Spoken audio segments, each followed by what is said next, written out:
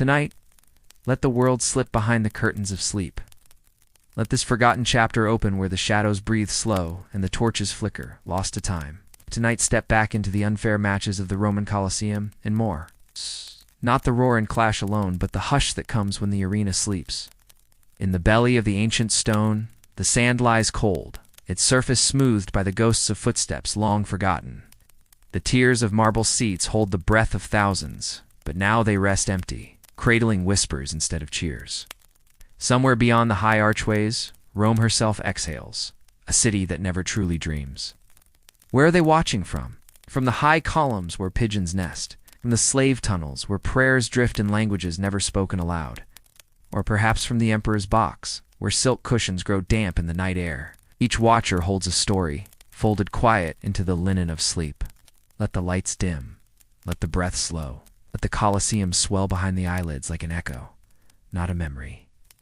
See the shadows, the arches that swallow moonlight, the underground cages that once rattled with lions and bears, the stone steps worn to a shine by a million sandals. All of it waiting, all of it patient. In this sleep story, the blood is long dry. The crowd's jeers have drifted into dust. All that remains is the hush, the silence between the fights, the slow drip of oil lamps burning low. It is in this hush that the unfair matches come alive again, not with fear, but with the soft ache of history's breath. Somewhere in the upper rows, a girl dreams she is free. Somewhere near the sand, a gladiator rubs olive oil into a bruise that will bloom purple by dawn. Somewhere down in the animal dens, the beast's keeper hums a lullaby. Not for himself, not for the lions who fear the thunder above. Each stone remembers. Each crack in the marble carries the warmth of hands long gone. The Colosseum was never just a stage for blood and spectacle. It was a heartbeat for the city, a place where the unfair matches played out, not just in the sand, but in the dark corners where secrets were traded for a loaf of bread. Tonight those corners open, the torches sway in the hush, and all who listen may drift with them, deeper into the corridors, deeper into the warmth behind the cold stone. Let the unfair matches begin again, but slowly. Each step a cradle for sleep, each footfall echoing like a heartbeat under a blanket. Where is the watcher now? Curled in a wool blanket on the highest tier, kneeling by the iron gate, listening to footsteps that never come, resting behind the gates of sleep, where the arena's roar softens into the hum of a distant river breathe. Let the sand warm beneath the skin. Let the night deepen, and the stones press their stories into the bones. The Colosseum sleeps, and with it, every dreamer who drifts through its shadowed halls. Tonight, the arena waits, and sleep comes like a hush after the last cheer has died. In the quiet hour before dawn, the sand of the arena holds a chill that creeps into the bones of any soul who wanders too close. The great expanse, once trampled by sandals and bare feet, lies smooth again, as if the day before had never carved its stories there. The Roman Colosseum rests in a hush that feels almost kind. Almost. A boy stands at the edge of the sand, his tunic clinging damp to his shoulders. He is no gladiator, no champion gilded in bronze and roar. Just a child of the back tunnels, sent out in the darkness to check the ropes, to scatter the last scraps of straw where beasts might pace later. His sandals sink just slightly with each step, leaving behind small, shy impressions that the wind will cover by morning. The tiers above him loom like a mountain turned to marble. Even empty, they feel alive, as though eyes hide behind each column, each archway. He does not dare look up too long. Superstition warns him that the shadows might look back. Instead, he bends, draws a line in the grit with his finger, then wipes it away, ashamed to leave even that mark. A faint rustle drifts from under the wooden trapdoors. Below the arena floor, cages creak with restless fur and warm breath. He knows what waits there. The lions, the leopards, the bears with their ragged manes and yellow eyes. Sometimes he slips them water when no one sees, whispering his name into their fur, as if the beasts might remember him kindly when the gates swing open. A wind stirs. It lifts a small swirl of sand that dances around his ankles, before settling again. Somewhere far above, the first torchlight flickers behind a gatekeeper's window, the flame like an eyelid half opening. The boy hugs his arms around his chest, listening to the city's stir beyond the stone walls. Rome is waking, but in here the hush holds tight, a blanket of unspoken fear and longing. He kneels in the center of the arena, just where the greatest champions once fell. The blood is gone, washed by rain, scoured by slaves with stiff bristles and buckets of vinegar. But the stain remains somewhere deeper, beneath the surface grit. He lays his palm flat, feeling for a heartbeat that never truly fades. They say the sand remembers every match, fair or not, every gasp, every broken vow, every hidden mercy. Somewhere behind him a footstep echoes. He does not turn. It is only the old gatekeeper, making his rounds, lantern swinging like a restless star. The boy breathes out, his shoulders slacken. He knows the man will not speak. They share this hour, this hush before dawn, without words. Just two shadows keeping the stories warm until the crowd returns. The boy stands at last. He brushes the sand from his knees and backs away, careful not to disturb the smooth surface any more than he must. In his mind he carries the roar of the thousands, the snapping of spears, the soft whimper of animals that never wished for glory. All of it wraps around him like an old blanket, frayed but beloved. In a few hours, the sun will rise high over the marble tiers. The heat will shimmer on the sand. The unfair matches will begin again, or perhaps they never ended at all. But for now, the boy slips back into the stone corridors, his steps swallowed by the quiet. The sand remains untouched, waiting for the first drop of sweat, the first spatter of blood, the first tear shed by someone who always knew they could not win. And the Colosseum dreams on, the heartbeat of Rome pulsing under a thin layer of grit, under the hush that keeps the ghosts asleep until the trumpet calls them forth once more. In a cell not far beneath the roar of the Roman Colosseum, a man kneels on the cold stone floor. The torchlight flickers against the damp walls, painting his shadow in long, trembling strokes that stretch up toward a ceiling he cannot reach. He is a gladiator, though tonight, with his head bowed and lips moving in a prayer he barely remembers how to say, he feels more like a child than a champion. His armor rests beside him, battered bronze plates laid carefully on a threadbare cloth. The leather straps are frayed, the edges of his greaves crusted with sweat and sand. Touches them now and then, as if afraid they might vanish before dawn. They are both shield and shackle, the only promise between him and the teeth of the beasts, the blades of other men. The room holds the scent of olive oil and iron, a sweetness that clings to the back of the throat. Somewhere beyond the bars, footsteps echo, the low shuffle of another fighter. Barked orders of a guard whose voice has grown hoarse from too many dawns like this one. But in this corner, in this hush, the gladiator's prayer drifts into the stone like a lullaby no one will ever answer.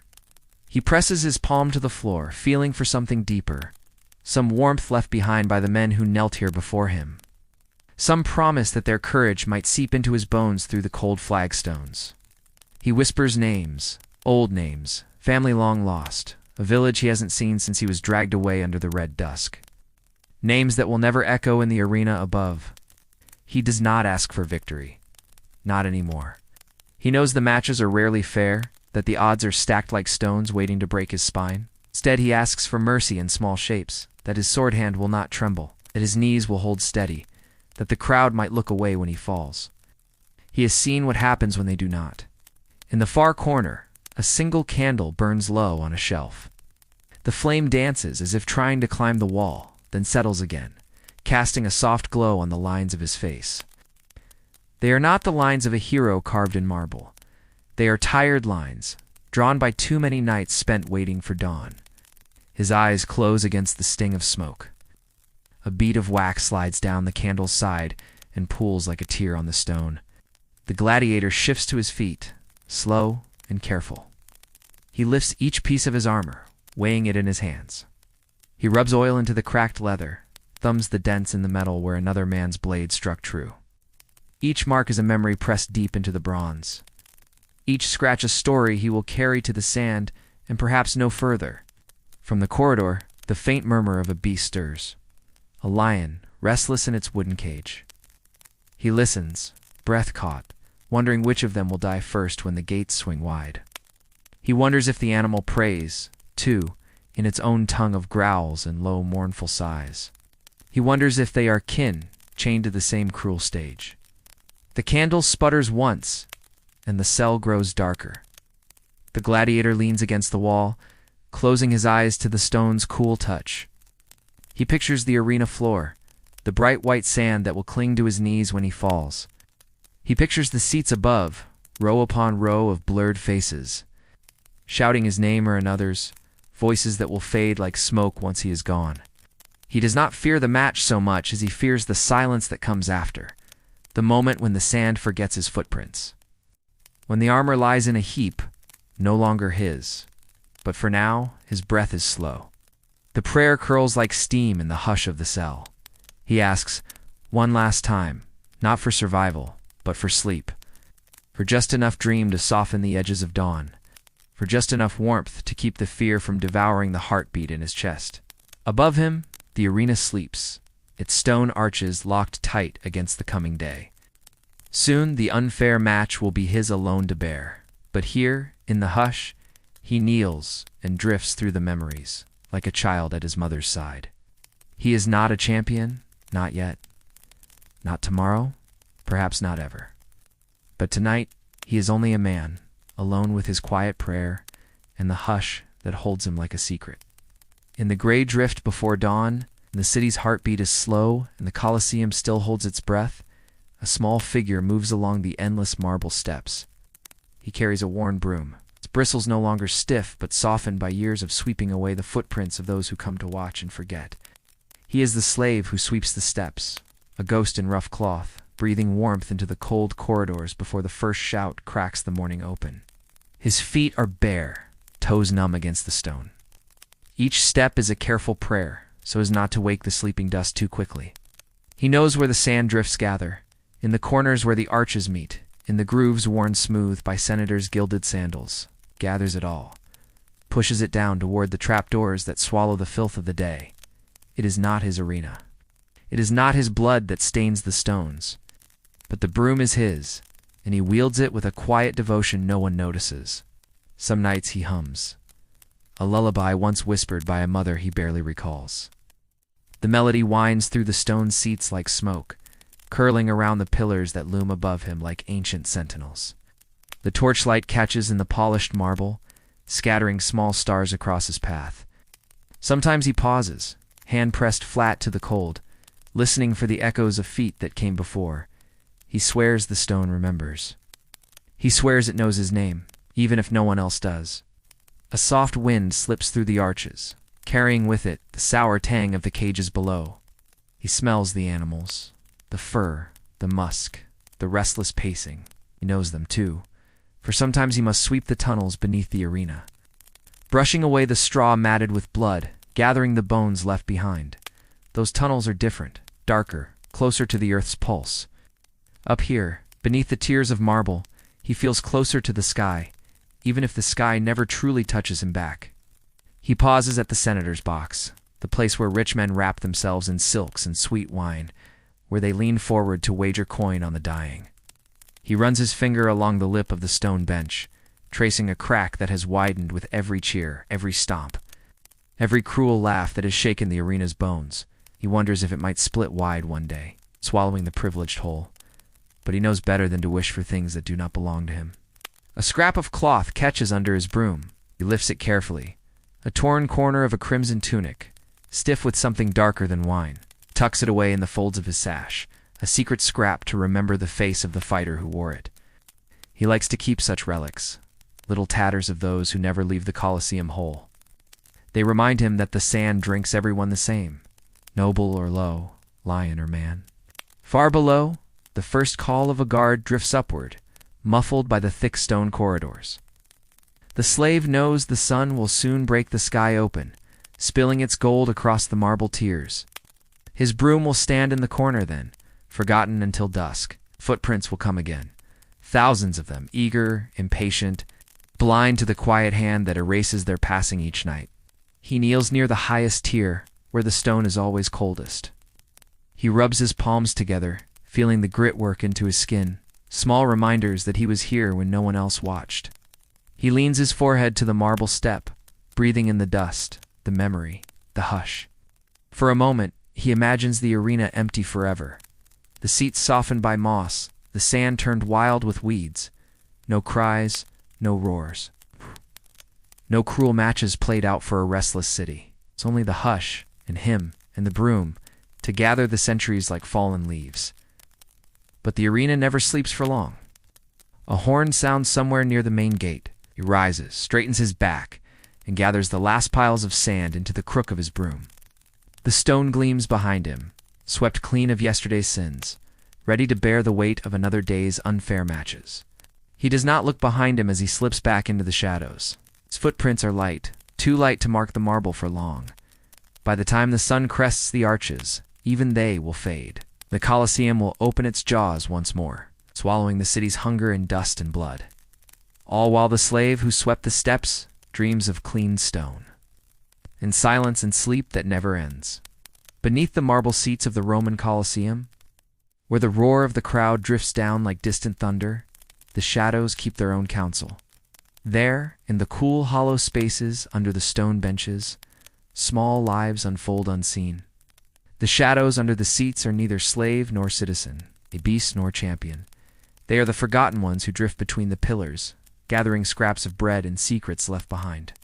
A girl curls her knees to her chest, her back pressed to the curved wall where the light never quite reaches. She is small enough to slip between the rows, silent as a drifting leaf. Her hair is tangled with straw, her fingers wrapped around a crust of barley bread stolen from an abandoned basket hours ago. She chews slow, each bite softened by a mouth still tender from lost baby teeth. She does not fear the lions or the iron of the gladiator's sword. What she fears is the day she grows too large to hide beneath the seats. Somewhere near her feet a rat scurries, bold in its hunger. She tosses it a crumb, watching its tiny paws knead the bread, as if it might pray over the meal. They are kin, she thinks, both made for the dark corners, the leftover warmth, the soft drip of water through cracks in the stone. The cheers that shake the benches above do not touch them here. Down here there is only the hush between each roar, the stillness that gathers like a blanket around her shoulders. A sliver of torchlight finds its way through a gap in the stone, catching on her eyes for just a moment. She flinches from it, then leans forward, peering through the narrow gap. Above, sandals shuffle and voices murmur, low wagers pass between cracked lips. She listens for the tone, the way the words rise and fall, who they favor, who they mock, who they wish to see die slowly. She does not care for the names. She cares for the coins they drop, the scraps they spill. They feed her more than any master's hand ever did. A distant horn sounds, rolling like thunder through the arches. She knows what it means. Somewhere beyond her hiding place, a gate creaks open. The sand waits to drink its fill. She presses her cheek to the cold stone, closing her eyes as the first swell of the crowd's cheer rolls overhead. She feels it in her bones, a vibration that hums through her ribs and settles in her belly like hunger. Beside her, the rat darts away, startled by the stamp of feet above. She follows its path with her gaze, watching how it slips into a crack that vanishes behind a column. One day she thinks she might vanish like that too. Melt into the stone, leave behind no mark but the faint warmth of a breath once held in the dark. She shifts her weight, careful not to let her heels strike the loose pebbles that litter the dirt beneath the benches. A cough drifts nearby, another hidden watcher, another shadow soul tucked beneath the stone. They do not speak to one another. Words waste breath that could be spent listening, waiting, surviving. They are all the same here. Children, the old, the broken. Was the Colosseum never shows in its grand parade, yet who know its secret song better than any emperor perched in his gilded box? As the match above begins, the sound swells, each stomp and cheer like waves crashing against a distant shore. She feels the tremor of it through her palms pressed flat to the dirt. She wonders whose blood will spill first, if the sand will stain darker than yesterday. She does not wish for victory or defeat. She only wishes that when the match ends, the crowd will leave behind enough. A crust, a coin, a half-empty flask, small treasures for small ghosts in the shadows. A gust of wind slips through the gap again, carrying the sour temps of sweat and wine. She closes her eyes, rocking gently, letting the cold air wash her face. For a moment, she pretends she is elsewhere. A quiet room, a warm bed, a voice humming her to sleep. But the stone under her spine reminds her where she belongs. And so she opens her eyes again, pulling her knees tighter, letting the shadows fold over her like a blanket that never quite warms. Above, the arena rages. Below, the shadows wait, patient as always, hungry for what the light leaves behind. The unfair matches spill their secrets onto the sand, but down here, the secrets slip through the cracks. Soft and unclaimed, feeding those who were never meant to watch, the Colosseum dreams on. Its roar a lullaby for the hidden ones who drift through its veins, unseen, unsung, yet always listening for the silence that comes when the crowd goes home. In a corner of the Colosseum where the arches bend low and the night seems to linger longer than anywhere else, an old man carries a lantern. Its thin flame trembles with each step, casting pools of gold on the rough stone walls, pulling long shadows that sway behind him like patient ghosts. He is the gatekeeper, neither guard nor gladiator, but something quieter, a keeper of locks and hinges, a witness to every footstep that dares cross the threshold before dawn. His shoulders curve forward from decades spent stooped over iron gates, testing their chains, checking the bolts that hold back beasts too strong to know mercy.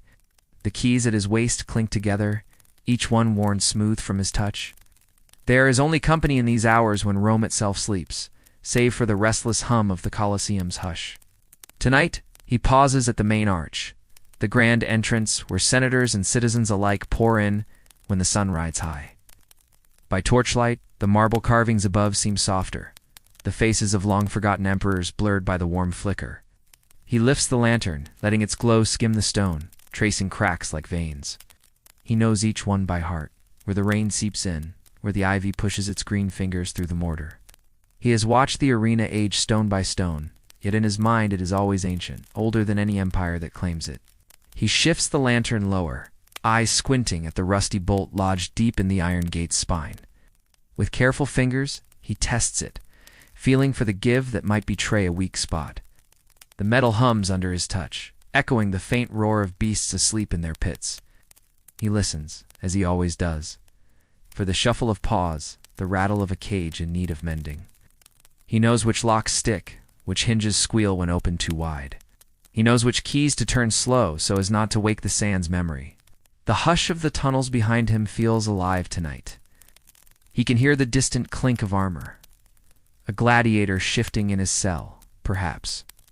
Or the soft sweep of a broom on the stone steps far above. He nods to each sound, as if greeting old friends.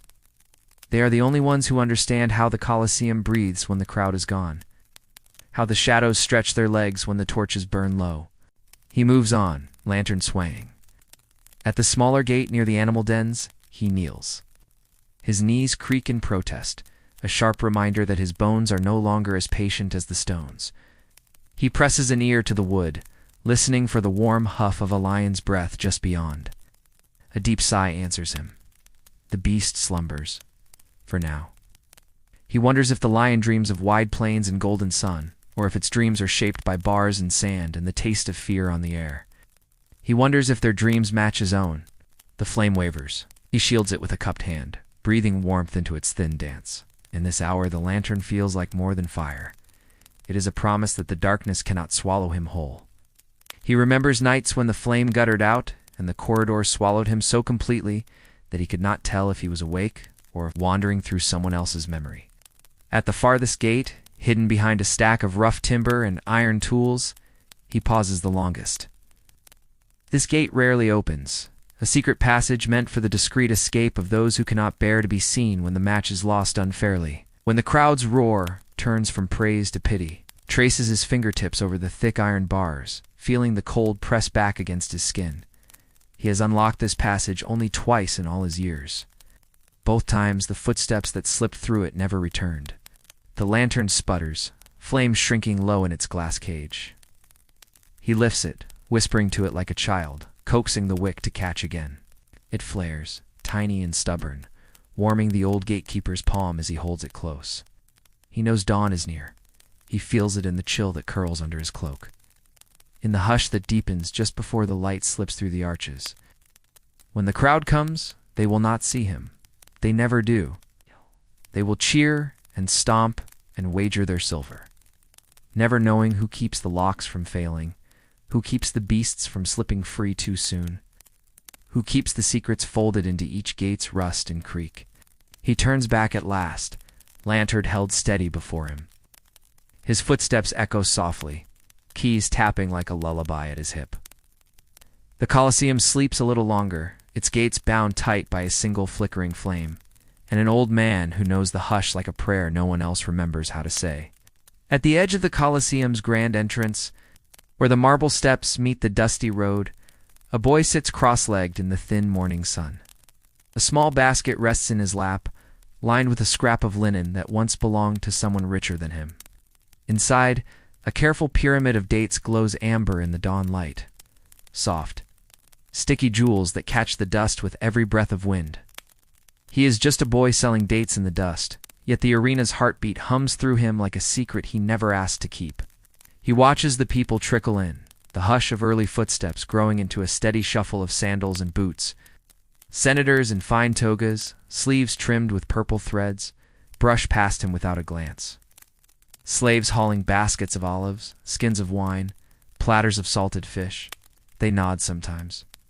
The faintest flicker of recognition passing between those who belong to the dirt under Rome's grand stone. A coin here, a crust of bread there, a secret whispered in a tongue older than the city walls. He lifts a date between thumb and forefinger, careful not to let the syrup drip onto his bare knee. He loves their sweetness, but rarely tastes them himself.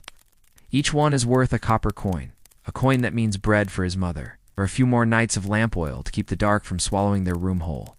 Sometimes he dreams of eating them all at once, sticky sweetness filling every hollow in his belly. But when he wakes, the basket is always the same, half full, half promise. A gust of wind stirs the fine grit at his feet, swirls around his ankles, carrying with it the sour tang of the beast dens and the coppery breath of the sand where the matches will soon spill their stories. He pulls his knees tighter, squinting up at the towering arches that crown the arena. He wonders if the stones remember the footsteps of boys like him, sitting in the same dust, eyes lifted to a grandeur they will never touch. An old woman pauses near him, her shawl pulled tight against the dawn's chill. Her eyes dart from the dates to his face, then back again. She places a single coin in his palm, calloused fingers brushing his knuckles like a blessing. He chooses the plumpest date, sets it in her hand, watches her slip it into the folds of her sleeve, as if it were too precious to taste in the open air. She does not smile, but he feels her gratitude like warmth lingering after the sun is gone. The hush shifts as more voices drift through the gates. Laughter too loud for the hour, the clink of coins exchanging hands in quick, greedy flicks. A man with pockmarked cheeks leans low, eyes glinting beneath a battered hood. He gestures at the basket, voice rough as sand. 2 for a copper, he bargains. The boy shakes his head, holding the basket close. The man spits in the dust and lurches away, cursing under his breath. The boy watches his back until it disappears into the shadowed mouth of the tunnel. He thinks of the matches, how the unfair fights are not just in the sand, but here, in the bargaining and the waiting. The way coins change hands while others lose their names. He thinks of the gladiators he glimpses sometimes, their eyes downcast, hands bound in rope. He wonders if they dream of dates, sweet and sticky, softening the edge of hunger before the blade finds its mark. A small girl appears beside him, barefoot and blinking through hair that mats across her brow. She stares at the basket, lips parted as if she might ask for one, but no sound comes. He glances around. No mother, no father, it's just her, and the hush that hangs like an invisible cloak. He lifts the smallest date and places it in her palm.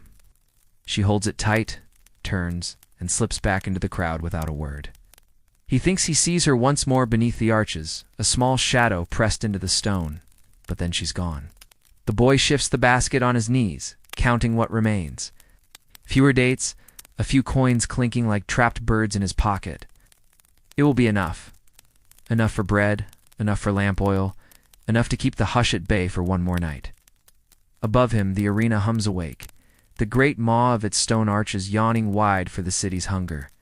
The boy does not look inside. He knows the sand is waiting, warm with old blood and fresh tears. He knows the unfair matches do not care for a boy who sits in the dust with his tiny sweetness balanced on his knees.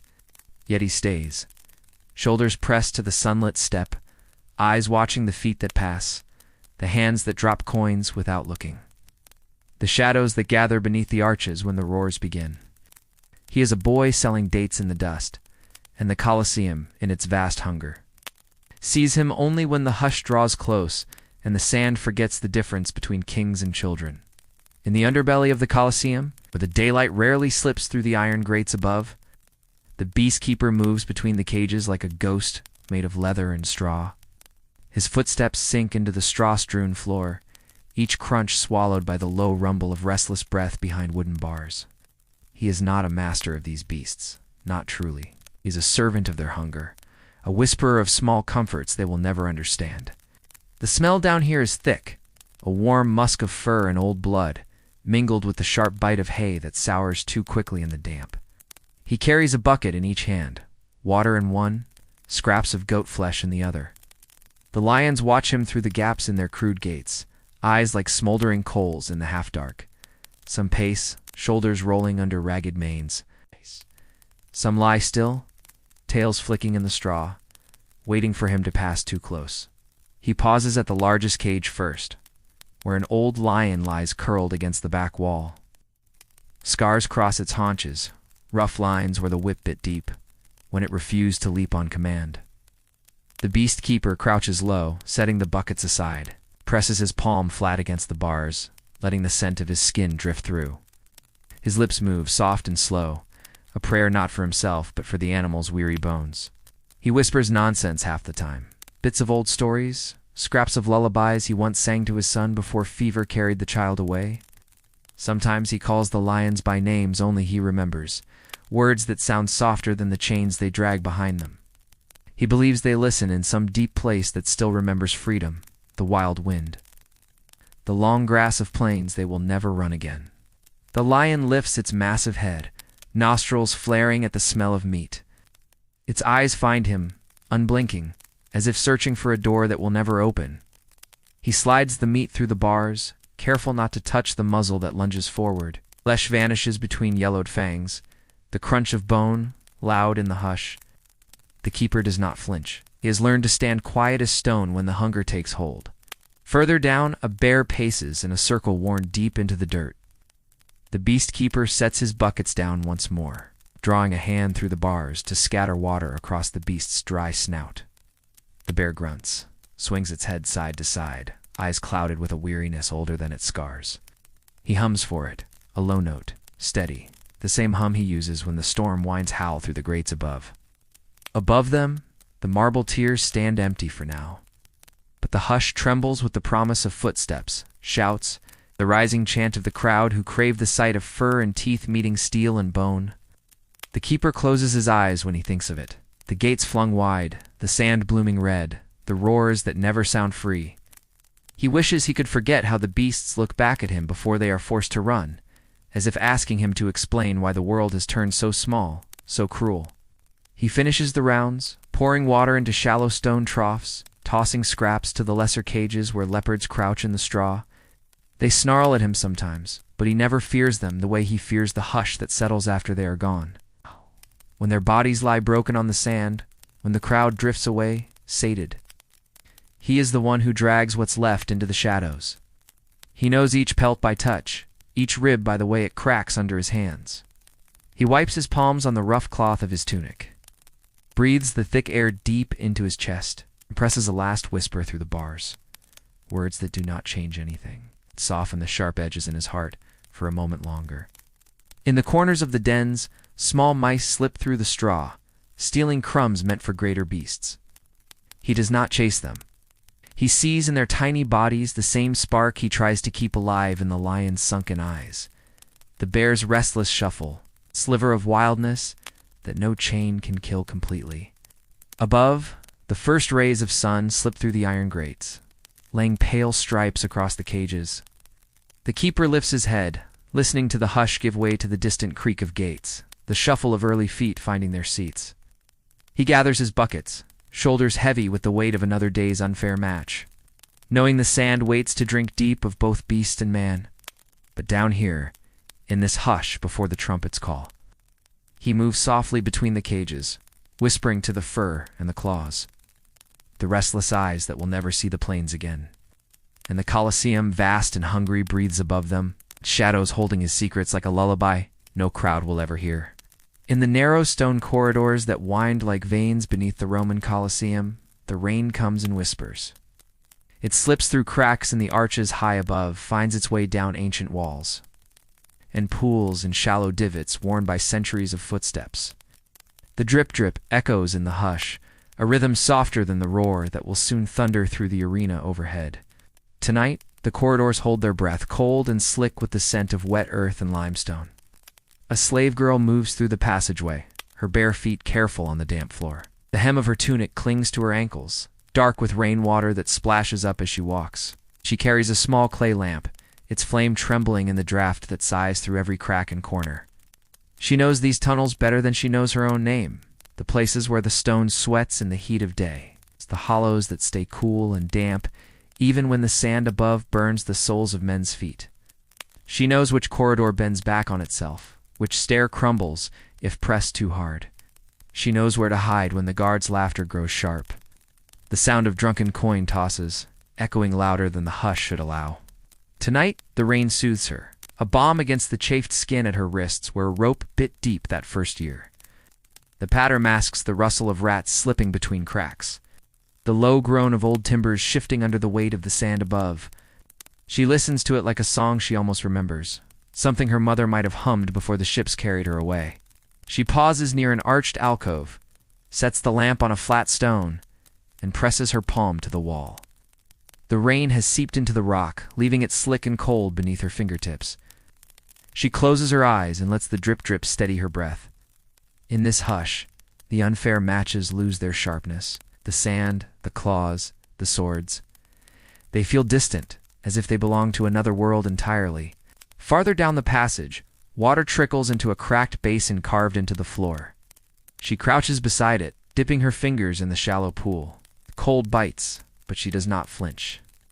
She lifts a handful to her mouth, the taste clean but sharp with the tang of stone.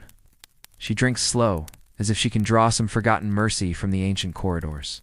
Above, footsteps rumble faintly, muffled by layers of marble and sand.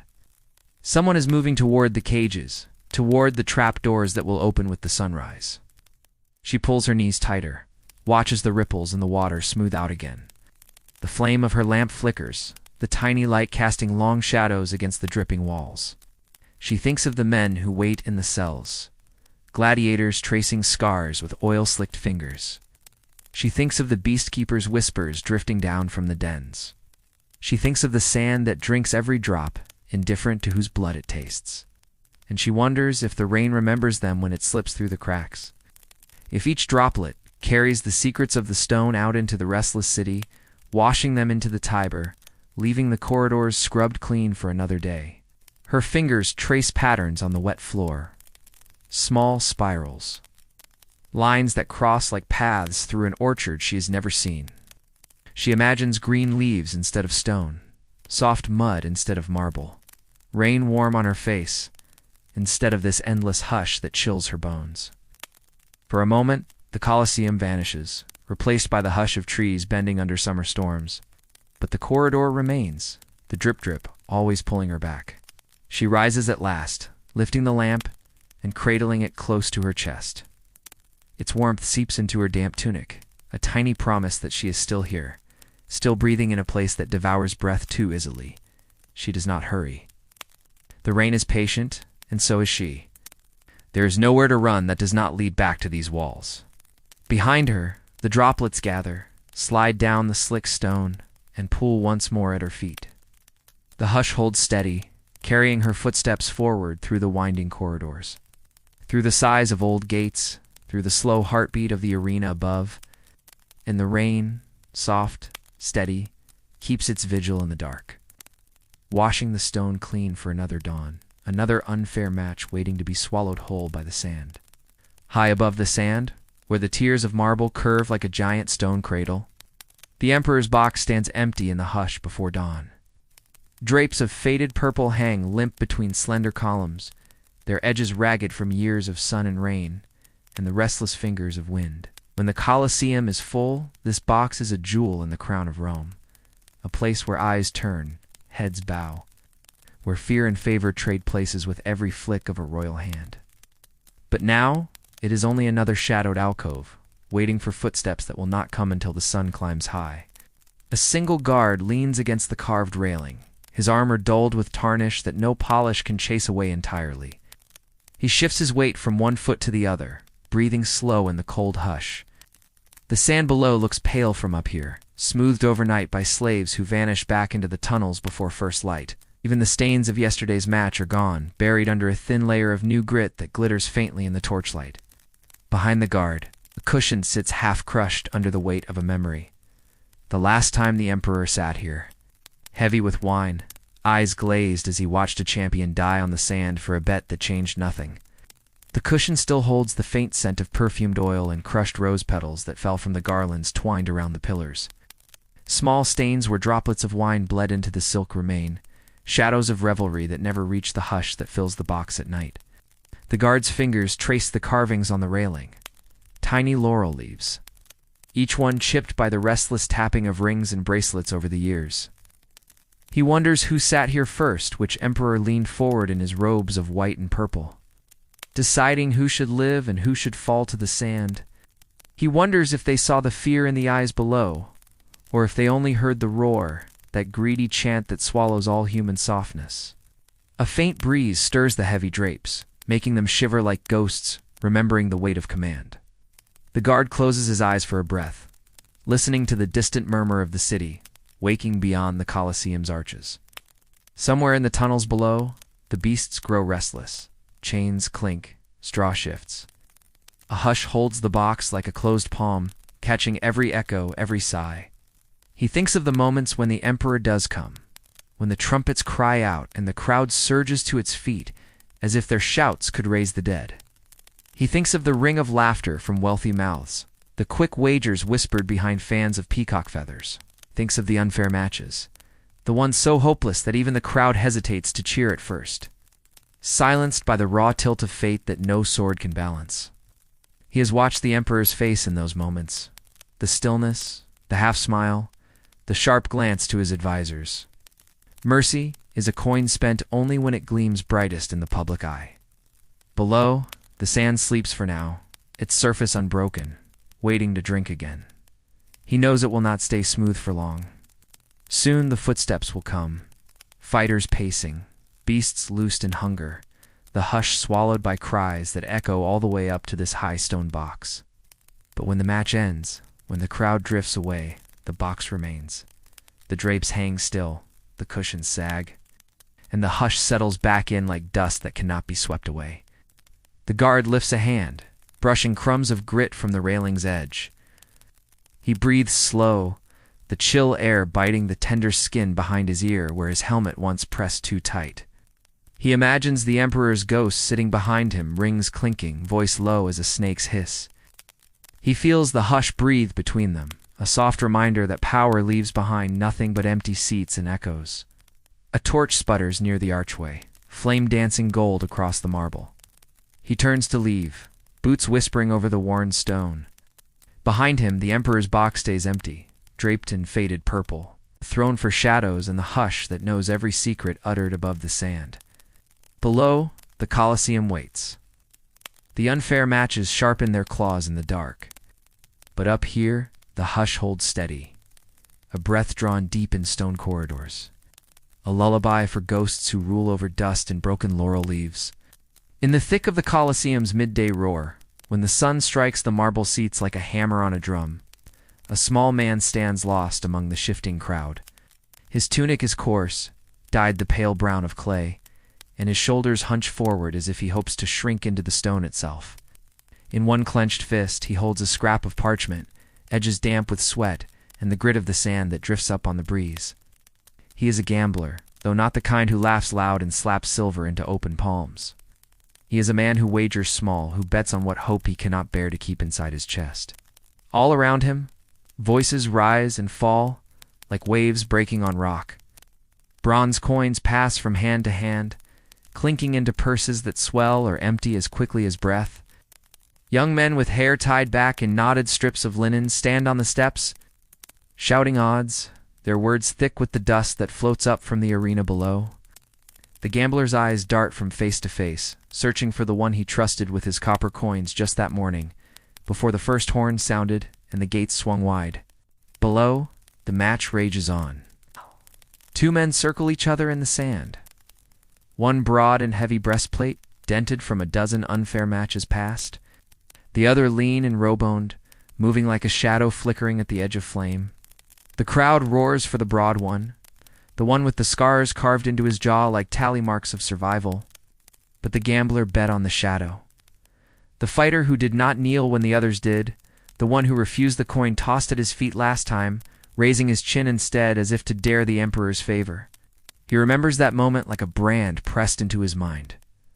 The hush that fell for half a heartbeat, the brief flicker of admiration. The hope that maybe, just once, the sand would reward the smaller heart, the quieter fight. He staked his week's wages on that hope, pressed the copper coins into the bookmaker's palm, ignoring the laughter that drifted after him. As he climbed higher into the seats, now he watches the lean man stumble. Dust plumes around his feet. The heavy fighter closes in, gladius flashing in the sunlight, each blow ringing off the battered shield the smaller man grips like a lifeline. Blood beads at the edge of the sand, caught in the ridges of old footprints that no broom can truly erase. The gambler feels each drop as if it were his own coin falling, one by one, into an empty well. A woman pushes past him, her basket of figs brushing his arm, the sweet smell mixing with the sour sweat that clings to his tunic. He tries to call out, to find the bookmaker's eyes in the chaos. But the man has vanished into the press of bodies, no more real than the promise of a fair match on a hot afternoon. The gambler swallows, parchment limp in his trembling fist. He knows already that the bet is lost. The hush that lingers under the crowd's roar tells him so. A roar rises as the shadow fighter drops to one knee. The broad man pauses, his chest heaving, sword tip tracing the sand as if testing how deep it must sink this time. Somewhere near the emperor's box, a shout echoes, a final command that cracks like thunder through the haze of dust and heat. The crowd holds its breath. Then the blade finds its mark. Swift, almost merciful, though mercy costs nothing here. The sand shivers, then settles. The gambler lets the parchment slip from his fingers. It drifts down the steps, caught in the swirl of grit kicked up by the restless crowd as they surge toward the next match. The next wager, the next unfair dance that might favor them instead, he does not follow it. His eyes stay fixed on the fallen figure below, the lean shape now part of the sand, indistinguishable from all the others who lost their odds to Rome's endless hunger. Around him, laughter cracks open like dry earth. Silver coins pass again from hand to hand, tossed high in the air, clinking into waiting palms. The gambler stands unmoving, shoulders tight, heart hollowed out like a coin scraped clean. He does not shout, he does not curse, he only listens to the hush that lives beneath the roar. The soft reminder that hope, here, is nothing but another wager lost in the crowd.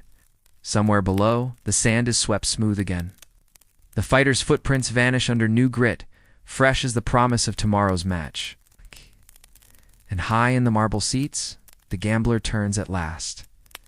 Stepping back into the shadows that gather behind the columns, shadows that care nothing for odds or coins or men who bet their warmth on the smallest spark. The Colosseum swallows him whole, one breath among thousands, his loss drifting quiet into the hush that waits for the next name, the next cheer, the next match unfair by design. In a dim chamber, tucked deep behind the outer arches, where the roar of the Colosseum arrives, as only a muffled tremor, a woman bends over a pile of torn linen. Her hands move slow, steady, pulling red thread through rough fabric that once shone white before it touched the sand. She is the seamstress of bloody tunics, not a title given, but one earned by years spent stitching together the pieces no one wishes to see once the fighting is done. A single oil lamp flickers near her elbow, its flame casting warm light over the chaos of cloth heaped around her feet. Strips of linen dyed deep brown from old blood, scraps of leather cut from the edges of broken straps, torn hems that fray more with every careless tug. She handles each piece as if it were still warm from the fighter's back, as if the sweat still clung to its threads, as if the life pressed into the fibers might whisper its secrets if she listened long enough.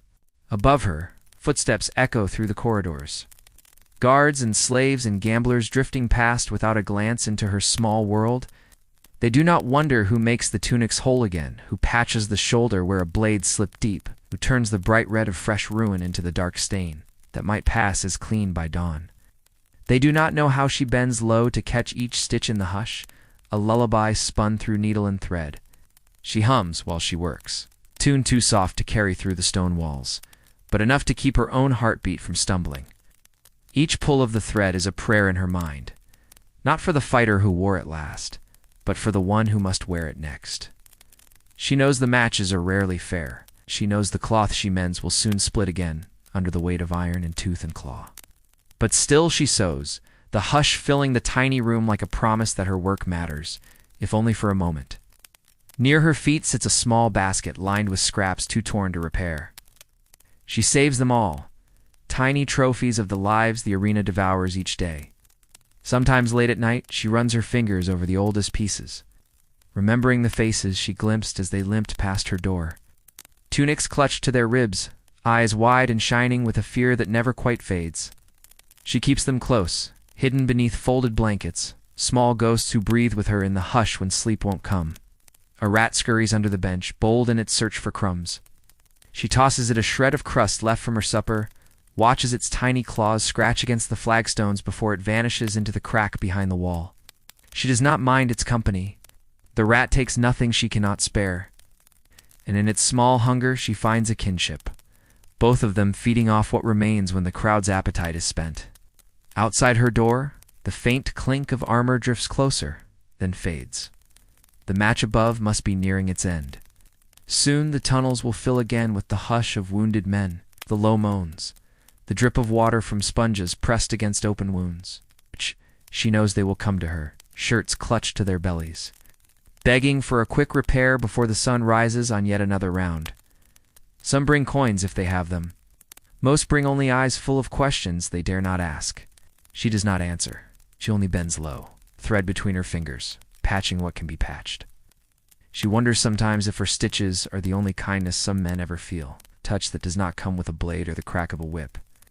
Her fingers are rough from years of pulling needles through blood-clogged seams, but they are gentle where they can be. The lamp flickers low.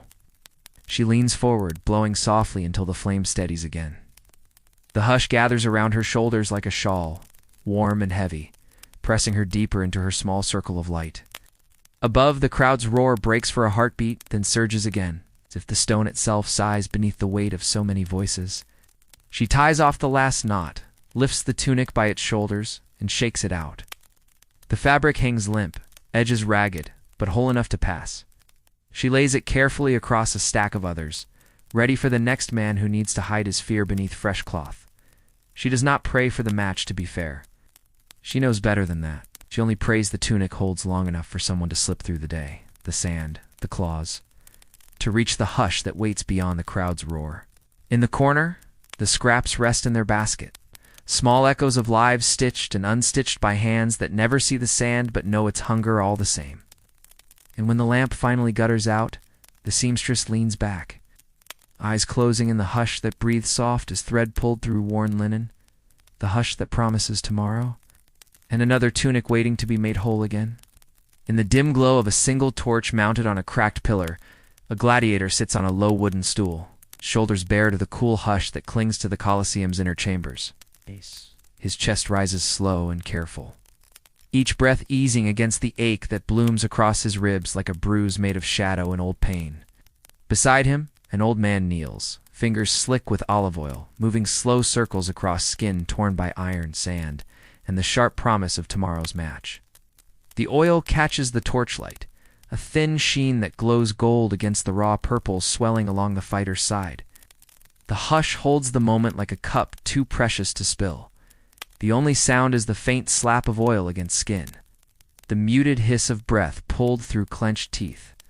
The gladiator does not flinch. He learned long ago that to flinch is to break the spell of mercy these moments offer. The old man hums under his breath. No words, only a tune carried from a village too small to mark on any Roman map. A tune once sung by his mother, now kept alive by his hands, his oil, his hush. He dips his fingers back into the shallow clay bowl, the oil warmed by the lantern flame, balanced on a rough wooden crate. He knows where to press, where to ease his touch, so the skin does not split further. He knows this body as he knows the walls that close in around them. Every scar, every ridge of bone that dares to rise too close to the surface. Outside the chamber, the world sharpens its knives. Tss. Sand is raked smooth for another match. Iron is polished to a mirror sheen that will soon be dulled by blood and dust. Voices drift in the distance. Guards bickering over wagers. The rustle of fresh straw laid in the beast dens. The hollow clatter of armor stacked for the dawn. But here in this circle of hush, the only world that matters is the slow seep of warmth into broken skin. The gladiator's eyes drift half shut, lashes sticky with sweat that never fully dries in the underbelly of the Colosseum. He feels the oil find its way into the bruises, the small cuts, the thin cracks where yesterday's pain meets tomorrow's dread. He remembers other hands, rougher ones. The trainers who wrapped his knuckles in rawhide. The guards who shoved him toward the sand when his legs trembled too long in the tunnel. But this touch is different. This touch forgives, if only for a moment. The old man works lower now, thumbs pressing just below the shoulder blade, where a blade glanced off bone weeks ago. The scar there is pale, puckered like the mouth of a river long since run dry. He smooths oil across it, humming all the while, as if the tune might bind the skin tighter. Stitch shut the memory that tries to leak through when the hush grows thin. The bowl of oil is nearly empty when the old man finally leans back on his heels. He wipes his hands on a scrap of linen tucked into his belt, the cloth darkened by years of bearing others' pain. He does not speak. Words spoil the hush, make promises he cannot keep. Instead, he rests a palm on the gladiator's shoulder, a weight as gentle as a father's goodnight. The fighter breathes deep, once, twice. The ache remains, but the edges are softer now.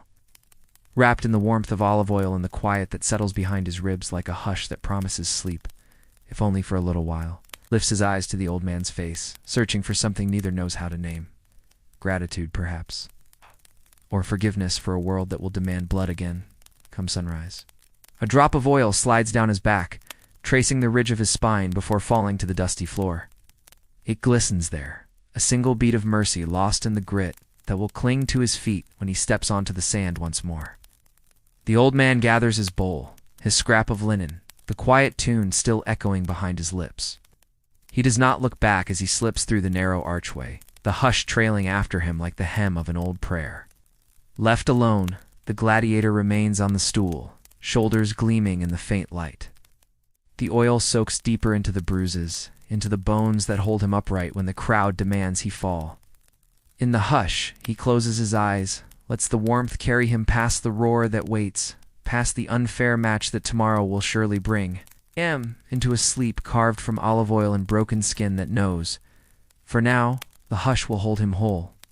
In the hush that hovers after the midday roar has spilled its fiercest cries, a single figure stands in the center of the arena's pale sand. His knees buckle but never touch the ground. The crowd, restless and sun-drunk, leans forward in their marble seats. Eyes hungry for the final surrender they paid their coins to see. But this gladiator, this battered man wrapped in cuts and sweat, will not kneel, is the one who refused to die. The sand beneath his feet is warm where the sun bakes it dry. Cool where the shadows of the high walls stretch thin fingers across the floor. Blood trickles down his calf, gathering in the rim of a footprint left by someone who fell here hours ago. He does not look at the Emperor's box, though he feels its empty hush pressing between his shoulder blades. Instead, he watches the gate where another fighter once waited to finish what this match began. A match that was never fair, never meant to be. He holds no shield now. It lies a few steps behind him, split down the middle like a broken promise. His sword is chipped at the tip, edges dulled by too many desperate swings. His breath rasps in his chest, drawn past cracked lips that whisper a word only he can hear. It is not a prayer for victory. It is not mercy he begs for. He only asks for one more moment to stand upright in this sand that longs to swallow him whole. The crowd's chant falters, a ripple of confusion where they expected triumph. Surrender. The familiar script of blade and bowing head. A murmur swells instead, rolling through the stone seats like distant thunder. They sense it. the hush clinging to his shoulders, the stubborn spark that glows behind eyes too tired to burn but unwilling to go dark. Even the guards posted by the trapdoors exchange glances, boots shifting in the soft grit. Somewhere high in the tiered seats, a woman drops a fig from her basket. It bounces once on the step, rolls toward the arena's lip, and falls to the sand. The gladiator's gaze drifts toward it, not quite seeing the fruit but tasting a memory. Sweet, distant, belonging to a life that does not belong to the man he is now. Oh. He feels that memory slip down his throat, settling in the hollow where his fear used to live. A horn sounds, a note sharp enough to cut through the hush. The next fighter stands ready behind the gate, muscles tense, eyes fixed on the man who refuses to bow. The gate creaks open by a hand made unsteady by what they've seen. Even the beasts behind the lower trapdoors grow restless. A chain rattles. A deep growl shivers the hush before dissolving under the sun's heavy glare. But the gladiator does not move. He lifts his head, chest expanding with a breath that tastes like dust and old blood in the faint sweetness of that fig rolling in the sand. He does not raise his sword high. He does not strike. Simply stands. Battered feet planted, shoulders squared to the sky that yawns above the Colosseum's open jaw. In this hush, the crowd leans so close they almost forget to breathe. Somewhere among them, a boy clutches his father's arm, mouth half open in awe. A senator shifts in his seat, coins heavy in his silk purse, wager lost but eyes pinned to the lone figure on the sand. Even the emperor, hidden in shade behind velvet drapes, leans forward, robe rustling like dry leaves. The second fighter steps through the gate, blade gleaming clean, eyes flicking from the broken shield to the man who will not kneel. His feet crunch across the sand, 5 steps, 10, until the hush between them quivers like a curtain about to fall. Their eyes lock. The second fighter hesitates, blade lowering just an inch. Not enough for the crowd to see, but enough that the hush thickens, a single breath stretched impossibly thin. The gladiator shifts his weight, legs trembling under the strain. He does not speak, does not plead. His silence is a roar louder than the jeers that echo when the crowd senses mercy lingering too close. The second fighter steps back, just once, a heartbeat of rebellion that will cost him dearly when the gates close again. But the hush holds. It holds their fear, their refusal. The small flame that will not be snuffed out by the sand, or the roar, or the emperor's nod. A horn sounds again, sharper this time, snapping the hush like a branch beneath a boot. The guards move forward, spears lifted, command shouted to end what will not end by sword alone. The gladiator's knees sag at last, not in surrender, but in defiance spent to the final drop. He drops to the sand, not bowed but cradled by the warmth that once threatened to swallow him. He does not close his eyes right away. He watches the sky. A strip of blue framed by ancient stone. Drifting clouds that do not care for unfair matches or broken shields, or a man who refused to die. He draws one last breath, deep and slow, filling his chest with the hush that now belongs to him alone. Above him, the Colosseum holds its roar just a little longer, caught in the hush that remembers the shape of his standing. And when the sand is swept clean again, when his body is carried back through the dark corridors, the hush will linger in the cracks of the stone, a soft echo that murmurs not of victory but of a stubborn, quiet breath that once said no when the whole world demanded yes. Beneath the Colosseum's roaring sand and marble tiers lies a secret tunnel, narrow passage carved through ancient stone that breathes a different hush than the roar above. The crowds never see it. They stomp overhead, never guessing the dark ribbon winding under their feet. But some know. Some slip through its shadows when the arena's hunger grows too sharp, when the unfair match demands more than a man can bear in the sunlit sand. The tunnel begins behind a rough wooden door near the lowest animal dens, a door hidden by stacked crates, old buckets, and the stale smell of straw gone damp with years of sweat and rain. Few look twice. Fewer still have the courage or desperation to test the rusted hinge, to feel the cool breath that rushes from the earth when the latch gives way. Tonight, that breath drifts across a young man's cheek as he stands just inside the doorway, shoulder pressed to the cold wall. He holds a half-spent torch in his fist, its flame small, fighting the damp that beads along the ceiling like pearls that never gleam. His eyes dart down the narrow throat of stone ahead, a path that curves and twists so sharply it feels alive. Like a snake burrowed under Rome's beating heart. His sandals scuff against the floor, scattering old straw and grit. He is no gladiator yet, not truly. His limbs too lean, eyes too bright, fear still too new in his blood. But he knows what waits above if he stays. He has watched the unfair matches turn boys into broken meat, seen the sand drink their names so deep the city forgets them before dusk. The tunnel is not salvation, not exactly, but it is a whisper of choice, and in the Colosseum, choice is a treasure rarer than gold. He presses forward, torch held high. The flame casts crooked shadows across the walls, flickering over carved marks, symbols scratched by other hands, other feet that fled this way before him.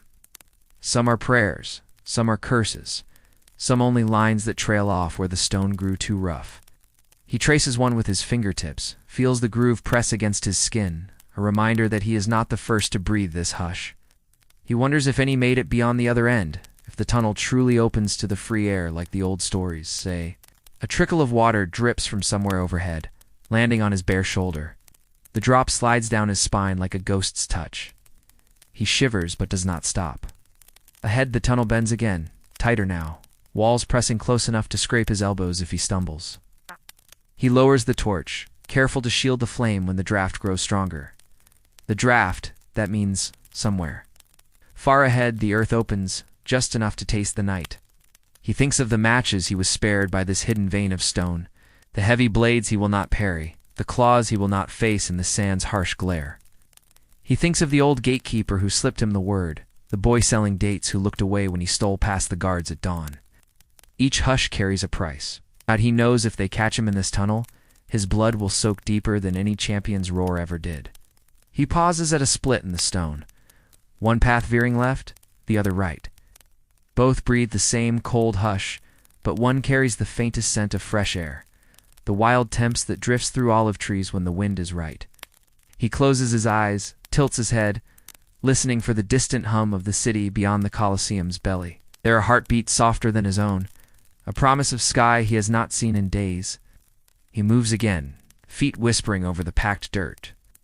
The tunnel hums around him, walls slick with centuries of breath held secret from the marble seats above. He imagines the roar fading behind him, each step stealing its teeth until only the hush remains. It feels like slipping under warm water, the fear still there, but softened, the edges blurred by the tunnel's tight embrace. At last he sees it, a sliver of moonlight dancing on stone ahead, faint halo around rough blocks where the tunnel mouth opens near a stand of thorny brush outside the arena's walls. The torch sputters as the draft steals its breath. He drops it, letting the flame die on the damp floor. He steps into the moonlit hush, shoulder brushing the tunnel's last cold stones before they give way to the smell of earth and wild grass. Above him, the Colosseum dreams on, its arches golden in the distance, its roar waiting for the dawn when someone will find the empty cell, the broken chain. They will curse the lost name. They will fill the sand with another life instead. But the tunnel will remember. It always does. It holds the footprints of those who dared to slip its hush around their shoulders and step, beyond the unfair match that demanded their bones. In the night air, the young man stands alone, breathing a hush so deep it feels like freedom pressed against his chest. He does not run yet. He does not speak. He only listens as the tunnel behind him closes its secret mouth and the Colosseum, hungry as ever, sighs in its sleep. Above the Colosseum's towering arches, where the marble tiers fade into the sky's pale blue, a small wooden loft clings to the stone like a forgotten nest. Here, above the roar and the sand and the endless unfair matches below, a girl tends to the pigeons that live between the ancient blocks and broken tiles. She is small, wiry as a sparrow herself, hair the color of dry straw, tucked under a kerchief that is slipped to one side. No one knows her name, not really. To most, she is just the girl in the pigeon loft. The air up here tastes different. Less of sweat and iron, more of wind that carries the river's damp breath, the spice of olive trees from distant hills. She breathes it deep as she scatters handfuls of millet into rough clay bowls. The birds crowd around her feet, feathers brushing her ankles, wings rustling like soft sighs that blend into the hush before the crowd wakes fully below. She knows these pigeons better than she knows the faces that drift past her on the stairs. Each bird has its scars, broken feathers that never grew back right, claws missing from too many fights on the rooftops. She whispers to them in a voice so low, the wind carries it away before the stone can remember. Her hands are gentle, slipping under wings to check for lice, smoothing the ruffled neck feathers when one coos too loud. Sometimes she slips them scraps from the figs she steals when no one is looking. Sticky sweetness pressed into her palm until it softens, warm from the sun that touches this high perch more kindly than the shadows below. As she watches them peck, eyes bright, necks bobbing in time with the faint hum that drifts up from the arena's belly. Even here, the hush carries the echo of the sand, the low roar swelling before it breaks into a cheer or a groan that tastes like iron on the tongue. She was brought here years ago, traded for coins she never saw, given a corner to sleep in beside the cracked dovecote. The man who collects the bird's messages keeps a key to her small door, but never stays long enough to hear her voice. He cares only that the pigeons fly true, that the scraps of parchment tied to their thin legs reach senators, merchants, generals perched on distant hills, but she cares for more than wings. She cares for the hush that gathers around these birds, the secrets they carry in feathers and tiny claws. When the crowd's roar swells to fierce, she presses her ear to the warm down of the fattest hen, eyes closing until the noise fades into the soft coo that fills her chest instead. She wonders sometimes if the pigeons know what happens below, if they understand the unfair matches. They soar above when they circle out over the marble arches and glimpse the sand below, stained fresh again with every sunrise. She wonders if they pity the men who bleed where they cannot fly. This morning, she lifts one bird gently from its perch, binding a narrow strip of parchment to its leg with a twist of frayed twine.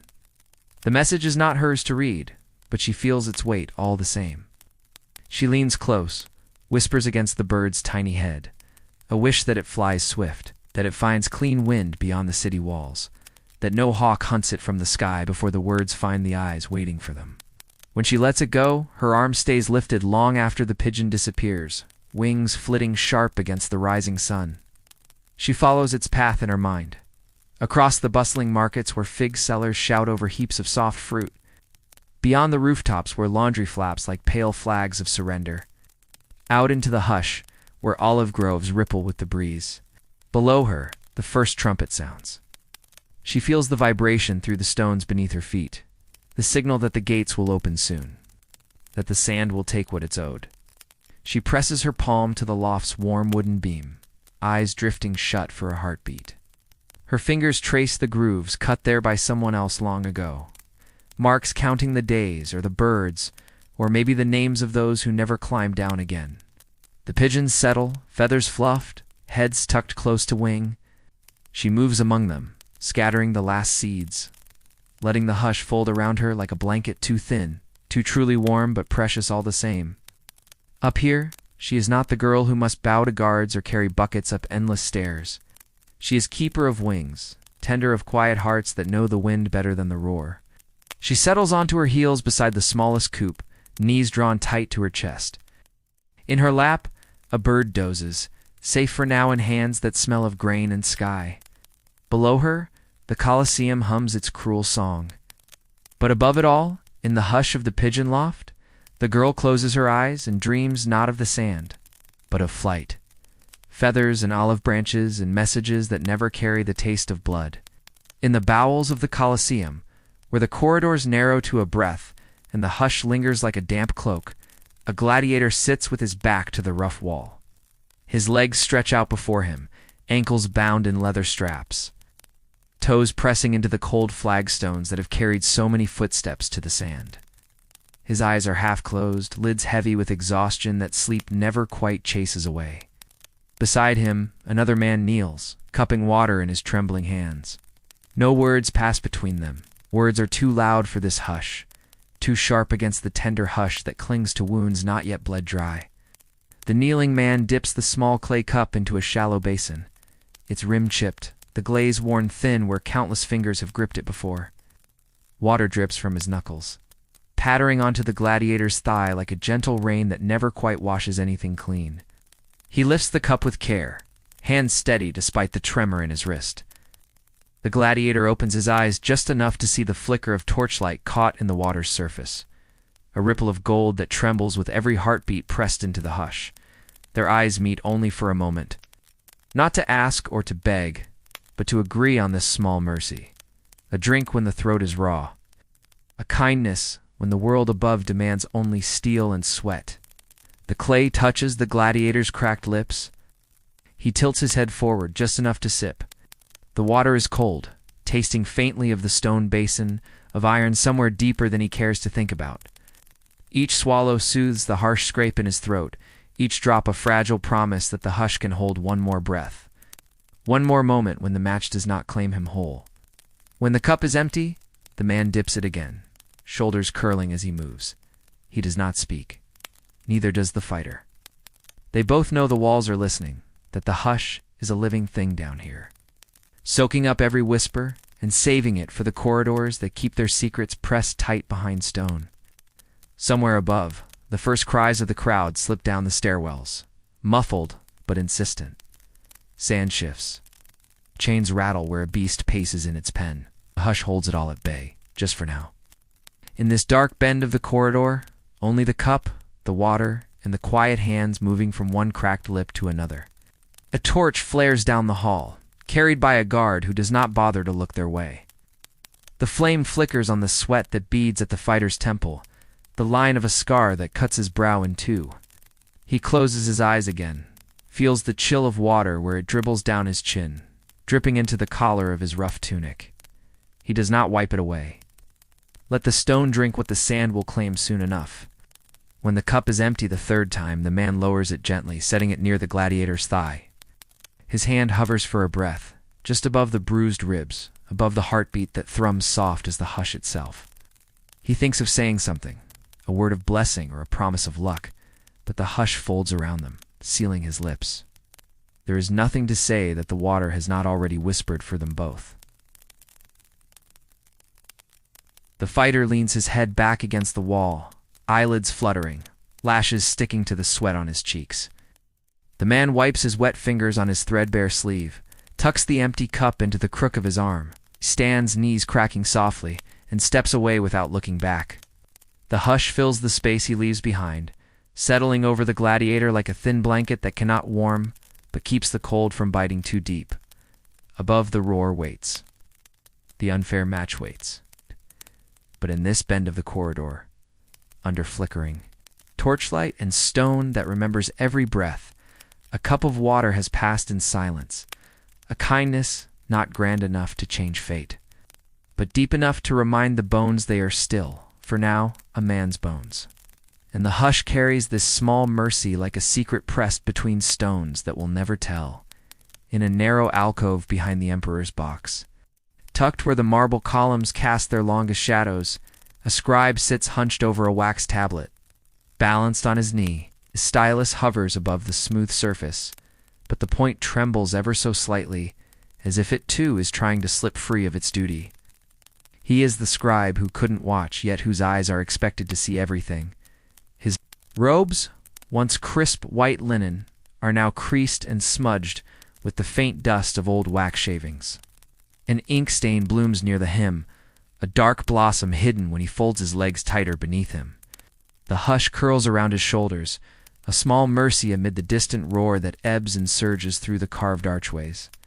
Each cheer, each gasp, rattles the stylus in his grip, but he does not raise his eyes to the sand. The crowd does not see him. They see only the emperor's nod, the signal for mercy or death, the lazy flick of a wrist heavy with rings. But the scribe sees the toll etched in small scratches on wax names, scores wagers won and lost, blood spilled and measured like grain weighed on a merchant's scale. He feels each name as a weight pressed into his bones, though he tries to hold them loosely, the way one holds water that will slip through the fingers, no matter how tightly they close. A trumpet's cry drifts up from the arena. He flinches, shoulders tightening around his ears. He tells himself not to listen. But the hush offers no escape from the sounds that leak through the marble, the scuff of sandals on sand, the grunt of an armored chest driven hard against, a shield, the low roar that blooms into something wilder when the match tips unfair. He scratches a mark into the wax. His hand does not pause to think, only moves because it must. He does not remember when he last truly looked at the arena floor. Sometimes he wonders if he would recognize blood as red anymore, or if it would seem only a smudge of ink on the edges. Of his vision, he remembers the first match he recorded, the way his neck ached from leaning too far forward. Eyes wide, heart hammering when the sword found its mark. The hush was thin then, barely strong enough to hold back the roar that filled his chest like smoke. Now, years later, he stays pressed to this shadowed wall. Tablet warm against his thigh, stylus ticking quiet as a heartbeat, writes only what? They tell him to record names of men stripped to bone by a crowd's hunger. The outcome decided long before any blade was drawn. He does not write what he feels when the hush closes around his ribs. The small part of him that prays for fair fight, for mercy given when the sand cries out for more. A servant passes behind him, sandals whispering against the flagstones. A hand brushes his shoulder, setting a small cup of watered wine near his knee. He does not drink it. The taste will linger too long, pulling him back into a world that demands he watch when he wishes only to look away. Instead, he lifts the stylus again, scratches another name, a tally, a mark that means another mother will wait at a gate for news that will never come kindly. Below, cheer rises sharp, then breaks like glass. He feels the hush shudder in the bones of the marble, a soft echo that reminds him the stone sees more than he does. He wonders if the Colosseum feels pity, or if it has simply learned to carry each unfair match like another crack in its vast, aching ribs. He lays the stylus across the tablet, rubs a thumb across the wax where the letters dig deep. They will melt these marks soon enough. Smooth the slate for tomorrow's matches, tomorrow's names. He alone will remember the shapes his hand carved there, the shape of loss, the shape of survival paid for in coin and cheers that fade. Before the sun sets, for a moment, he closes his eyes. He tries to imagine the sand empty, the stone warm beneath a gentler sun, the hush deep enough to drown every roar. But the trumpet sounds again, another name called to the sand, and his hand finds the stylus out of habit more than will. He does not watch, he writes. That is all they ask of him. And in this small corner behind the emperor's shadow, the scribe who couldn't watch breathes the hush like a fragile shield, hoping it might hold back the roar for just one heartbeat. More deep beneath the roaring arches and the sunlit sand, the lions sleep in chains. Their dens are carved from rough stone, the ceilings low enough to brush their ragged manes when they lift their heavy heads. In the hush before dawn, they lie, pressed to the straw, ribs rising and falling in a rhythm older than the Colosseum's oldest pillars. Each breath tastes of hay, iron, and the memory of plains they will never see again. The chains clink when one stirs, a soft jangle, swallowed by the hush that settles thick in the underground. A keeper's lantern left burning, low throws shifting. Shadows on the walls, where scratch marks bear witness to claws that once struck harder, freer, unbound by Rome's hunger. In the hush, the lions dream, but their dreams are not of sand or steel or the roar of thousands. They dream of wild grasses brushing against their flanks, of wind carrying the scent of gazelle, of cubs tumbling through the tall reeds under. A merciful moon, a young lion, barely grown into his bulk, shivers in his sleep. His paws twitch, tail flicking against the straw. The chain looped around his forelegs scrapes softly over the stone floor. It's the sound weaving through the hush like a lullaby for beasts born to thunder, now reduced to shadows pacing behind iron gates. His nose lifts, whiskers quivering as if searching for the heat of sun-baked rock, the taste of fresh blood won through chase. It's not by command. Somewhere nearby, a lioness curls tighter into herself. Her flanks bear the scars of whips, the pink ridges stark against her tawny coat.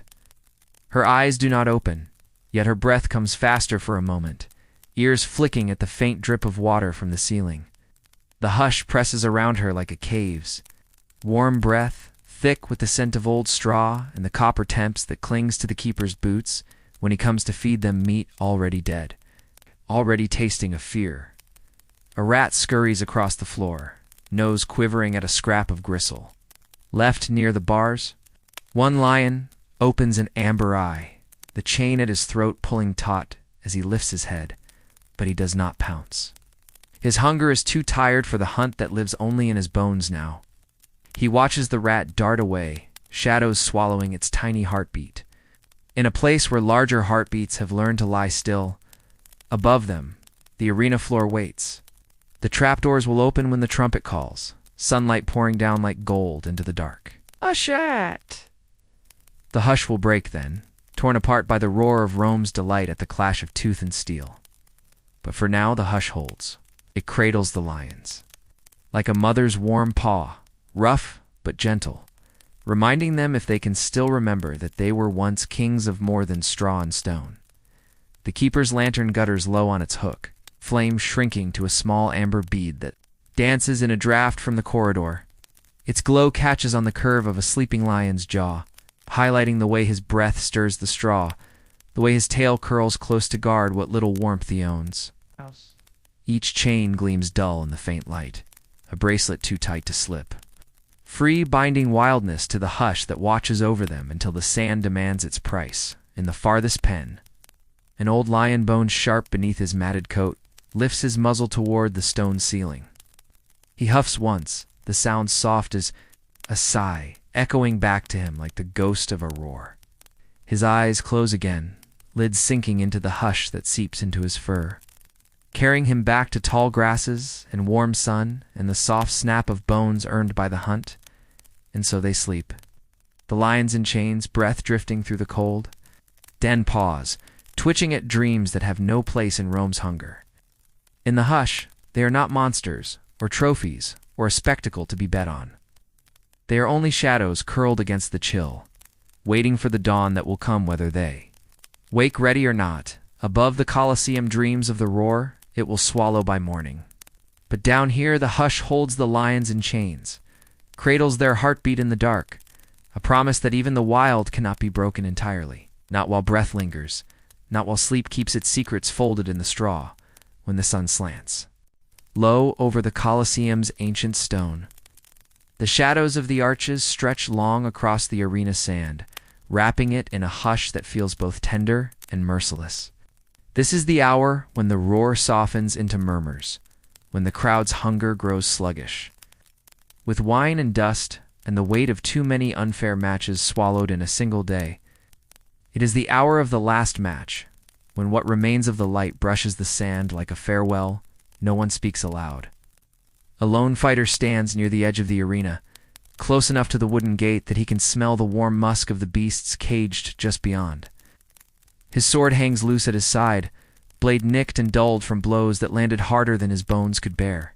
His tunic clings to his ribs, dark with sweat, new blood seeping through old stitches that split too easily under the weight of the fight. But he is still standing, and in the hush before the trumpet's cry, standing feels like a quiet defiance. Too small for the roar to see above him, the seats are half empty now. Senators gather their cloaks, their wagers already spent on the champions who fell before the sun dipped behind the city's broken rooftops.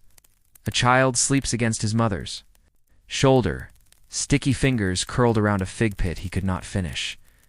Even the hawkers who sold watered wine and sweet almonds drift away, counting their coins in soft clinks that echo off the marble walls. A single horn sounds not the bright call of midday, but a tired note that wavers in the hush. The gate creaks open just wide enough to release what the crowd demands one last time. A lion pads forward, paws sinking into the churned sand. Its fur is matted where the keeper's whips bit too deep. A chain drags behind its hind leg, not tight enough to bind, but enough to remind both beast and man that the match was never fair, not from the first breath. For a moment, the fighter and the lion stand in stillness. The hush folds around them, like the last breath before sleep. In that hush, they share a heartbeat not of predator and prey, but of two souls dragged into the sand by a hunger neither asked to feed. The fighter shifts his weight, knees quivering under the echo of every step he took to reach this place. He knows there is no mercy waiting in the crowd's half-hearted cheers. He knows the hush will remember him more kindly than the stone ever will. The lion lowers its head, shoulders rolling in a ripple of muscle and dust. Its eyes glint in the dying light, not wild, but tired. An old weariness that matches the man's trembling hands. When it steps forward, its chain whispers across the sand, a reminder that this final match is not just about teeth or blade, but the hush that holds both captive in Rome's endless hunger. A voice somewhere above breaks the stillness. A hoarse shout. A wager cast too late. The fighter does not hear it. His ears are filled with the hush, the sound of his own breath. Rattling in his throat, the faint rasp of the lion's claws digging trenches that will vanish by dawn. He lifts his sword. But it feels like lifting the last piece of himself that still belongs to him alone. The clash, when it comes, is softer than the crowd expects. Us.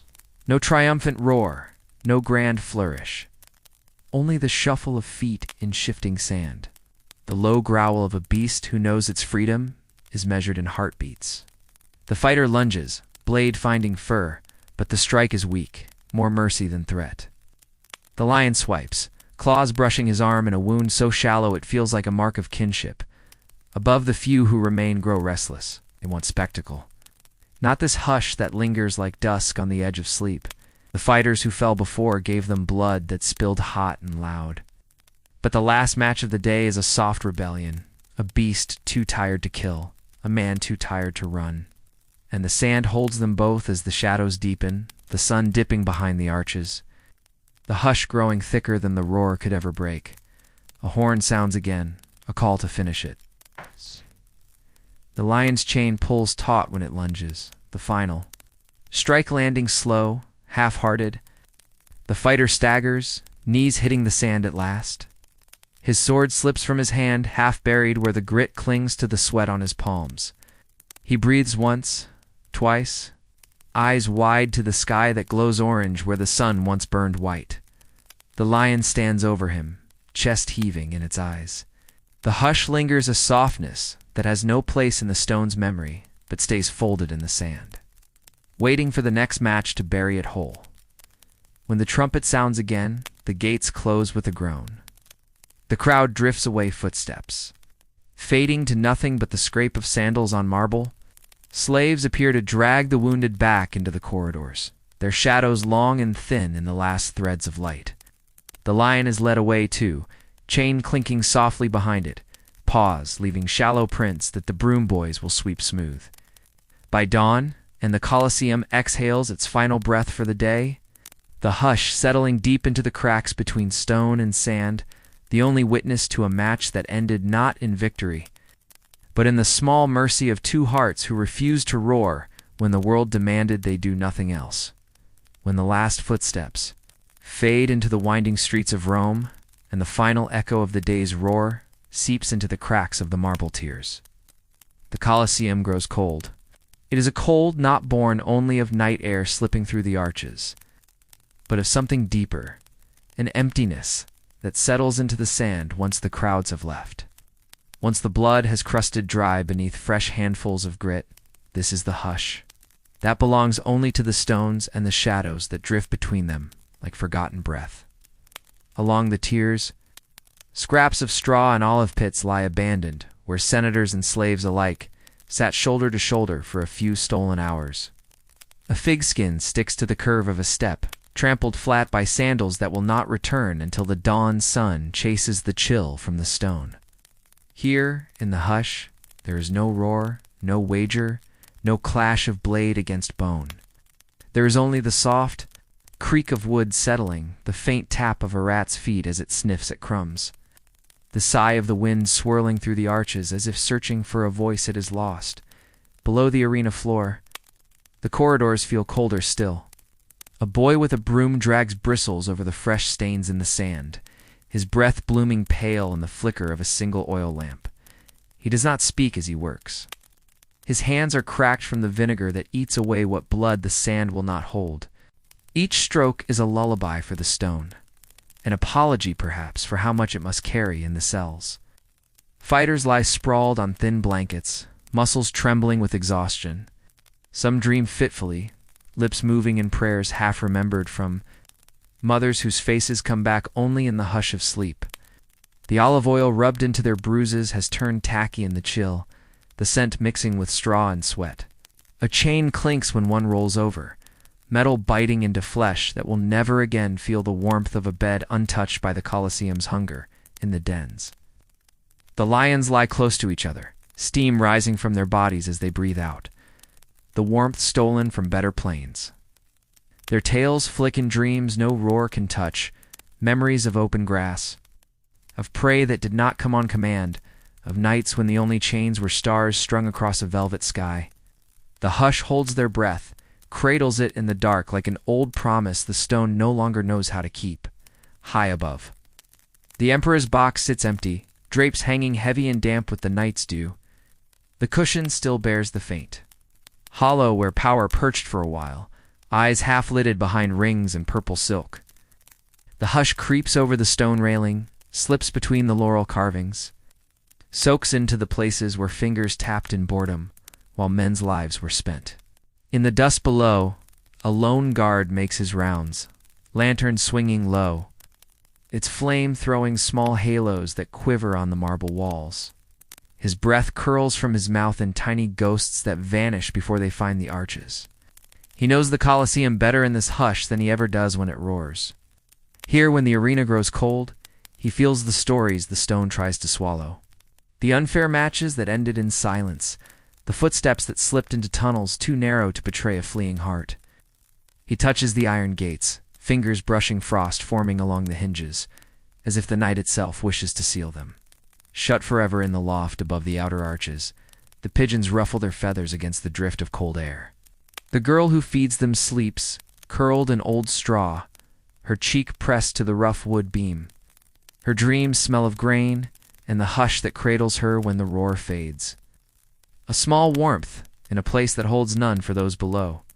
Somewhere a trickle of water drips from the stone ceiling of a corridor, each drop echoing in the hush like a heartbeat that refuses to stop. The sand on the arena floor gleams pale in the moonlight that slips through the high arches, a blanket drawn over the day's wounds, hiding them until the sun returns to ask its questions again. When the Colosseum grows cold, it remembers. Not the cheers or the wagers, not the champions lifted high only to fall. It remembers the hush that settles when the last horn fades. It remembers the warmth pressed into its bones by every step, every breath, every secret slipped between stone and shadow. And in that hush, the unfair matches rest, cradled by the cold that knows no roar can last forever. In the tender hour, just before true sleep claims the city, a faint plume of smoke drifts above the Colosseum's yawning arches. It curls from a small brazier set at the edge of the arena floor, where a boy crouches low, feeding scraps of straw and torn cloth to the flames. Each scrap burns quick, collapsing into soft ash that flutters down to the sand in slow spirals, settling into the grit like whispers pressed between old footprints. This is how the day ends, ash on the sand, and the city sleeps. The boy's fingers are smudged gray, nails rimmed with soot. He scoops handfuls of the cooled ashes, scattering them over the patches of blood the broom boys could not scrub away. The hush clings to him like a wool blanket too thin for the night. Air, wrapping him in the quiet that settles once the crowds roar, has sunk back into the stones. He knows the stories the ash carries, shreds of tunics torn from those who fell unfairly, bits of straw from the cages where lions sleep in chains, scraps of parchment scribbled with wagers that turned to loss before they could be spent. Above him, the tiers stand empty now, marble steps washed silver by the moon. The wind picks up, carrying a few stray flecks of ash high enough to drift over the lowest seats, where they land on cold stone and vanish into cracks that have held centuries of secrets. The boy lifts his face to the breeze, lets the hush breathe against his raw cheeks. His eyes burn from the smoke, but he does not wipe them clean. Some things he has learned are meant to sting before they soften. A guard leans against a distant gate, lantern resting at his feet. He watches the boy work, eyes half closed against the hush that always grows thickest at this hour, he remembers. When he, too, was small enough to scatter ash before sleep, when he believed the Colosseum might stay quiet if only the sand lay smooth and clean by dawn. Now he knows better. Now he knows the hush never keeps its promises for long. Down in the tunnels, the last of the oil lamps flicker low. The seamstress folds her needle into a scrap of cloth, thumb tracing the seam where it might split again tomorrow. Ow. A gladiator rolls onto his side on a straw pallet, the hush pressed so close to his bruised ribs it almost feels like a mother's breath.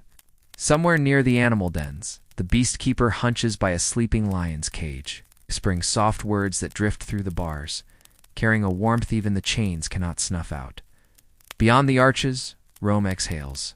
Streets grow quiet. Save for the creak of a lone cart rolling toward the river, its wheels bumping over stones slick with night mist. A cat slips between doorways, tail curling behind it like a question no one will answer until morning. And above it all, the Colosseum stands vast and still, its heartbeat buried beneath ash.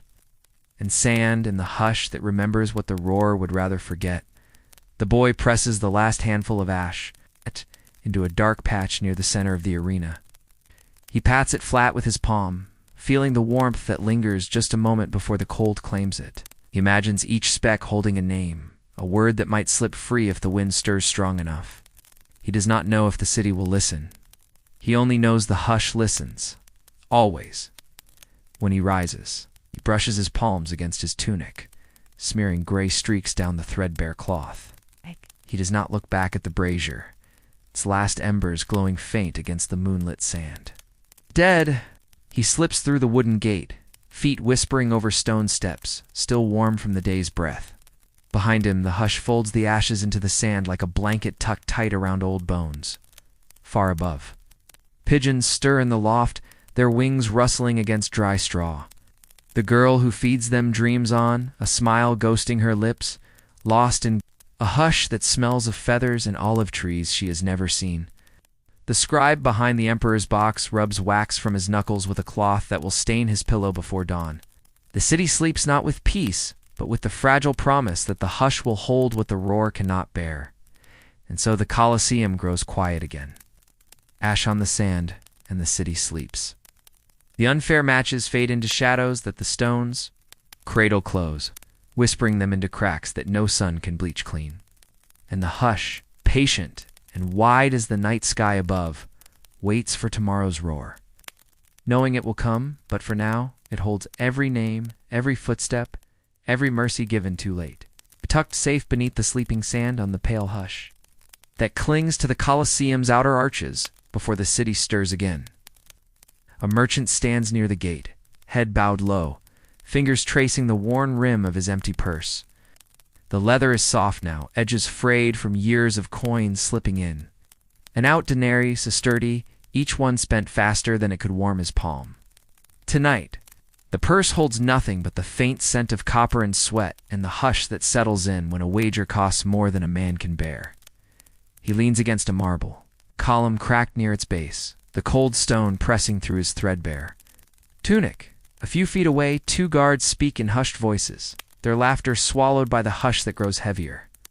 When the crowd is gone and the sand has forgotten whose blood it held at dusk, the merchant does not hear them. His ears are full of the echo that rattles inside his chest, the roar he cheered until his throat went raw, the gasp when his fighter fell too soon, the silence when his purse turned light as ash. Earlier he stood in the tears, shouting over the heads of boys selling figs, tossing coins into a bookmaker's open palm with a grin too wide for the fairness of the odds. He believed for a moment in the tilt of the sword, the quick footwork of the young champion who looked like he could outrun every blade the sand had ever swallowed. He believed until he didn't, until the hush rushed in, filling the cracks, left by hope's soft fall.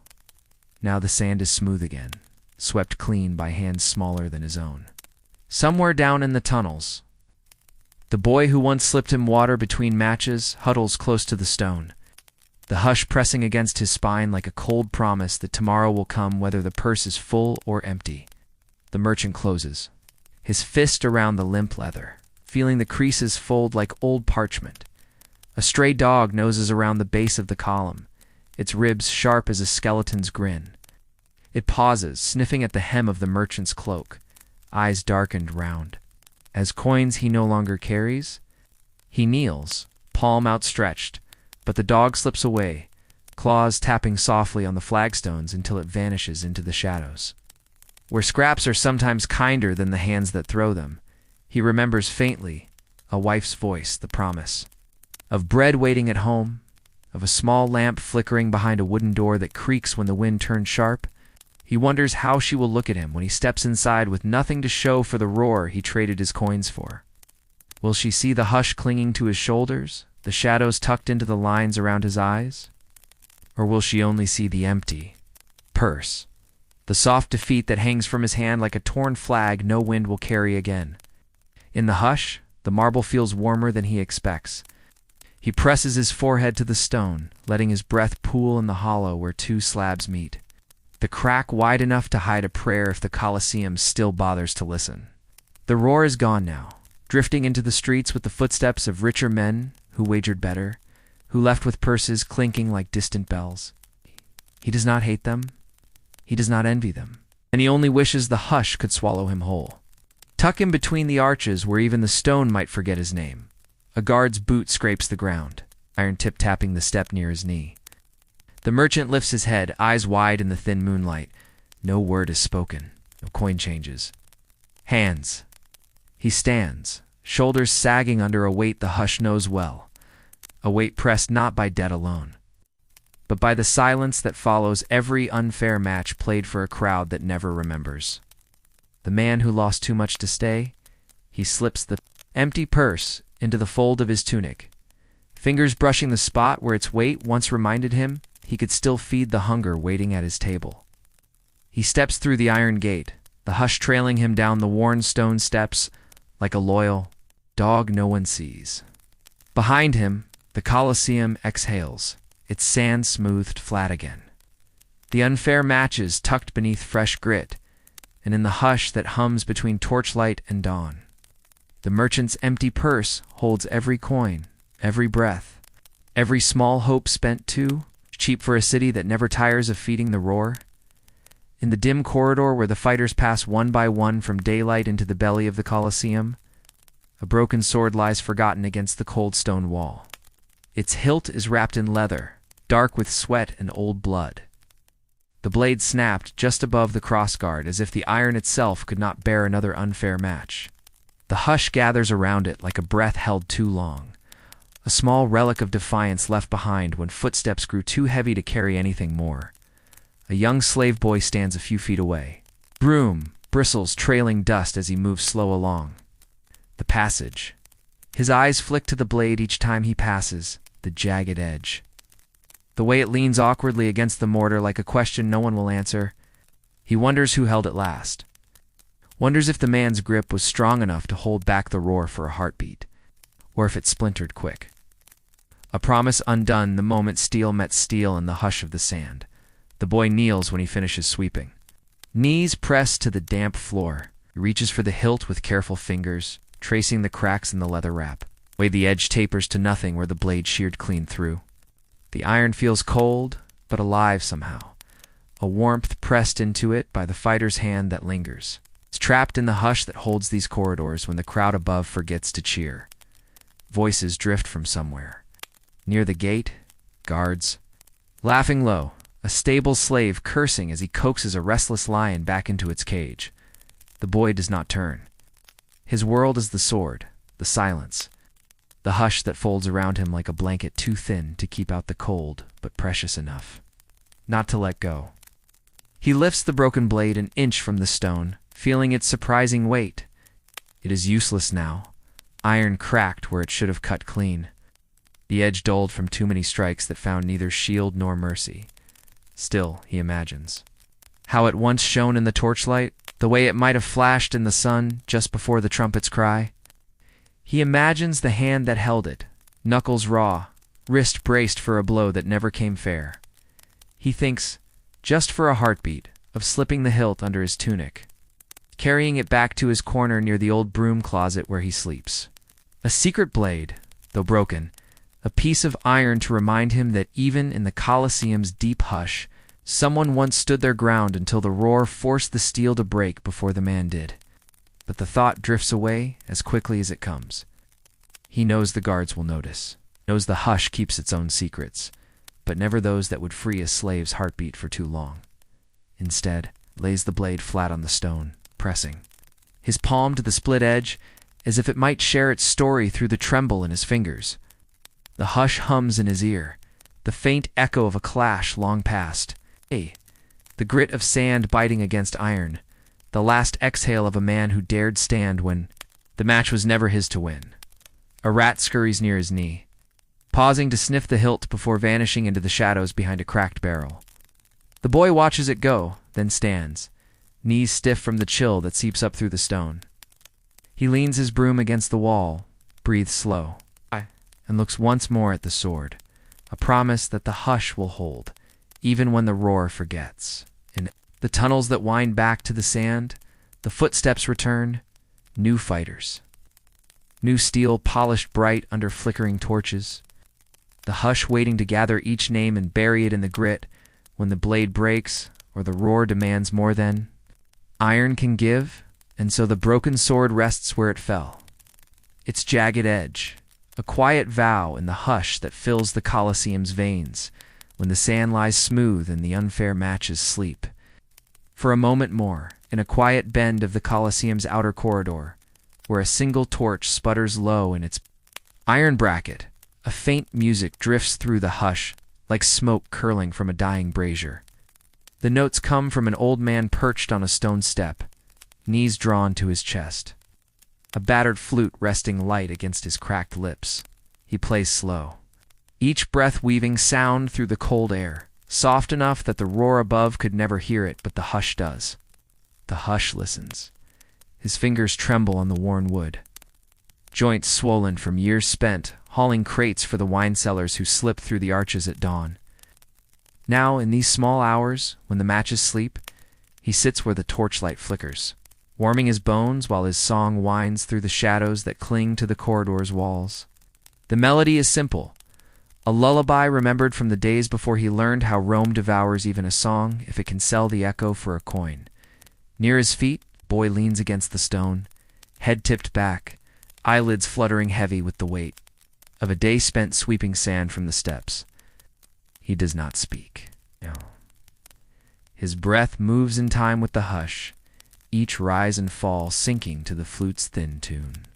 The music slips through the boy's hair, drifts across the flagstones, brushing the boots of a passing guard who pauses just long enough to listen before moving on into the deeper dark. The old man's eyes stay half closed, torchlight dancing in their watery depths. He does not watch the boy. He does not watch the guard. His thoughts drift through the tune, winding back to a room far from marble and roar, a room with a straw pallet, woman who hummed this same melody while her hands plaited his hair. Before the city's shadow fell long and heavy across the threshold, he wonders if she would hear her own breath in these notes now, if she would forgive him for playing them here, where the hush has more ears than the living ever admit. The torch spits a spark, sending a ripple of light across the rough stone wall behind him. The notes pause, just a heartbeat, then slip back into place, a quiet promise that the hush will carry the song even when the old man's lungs can no longer shape the air.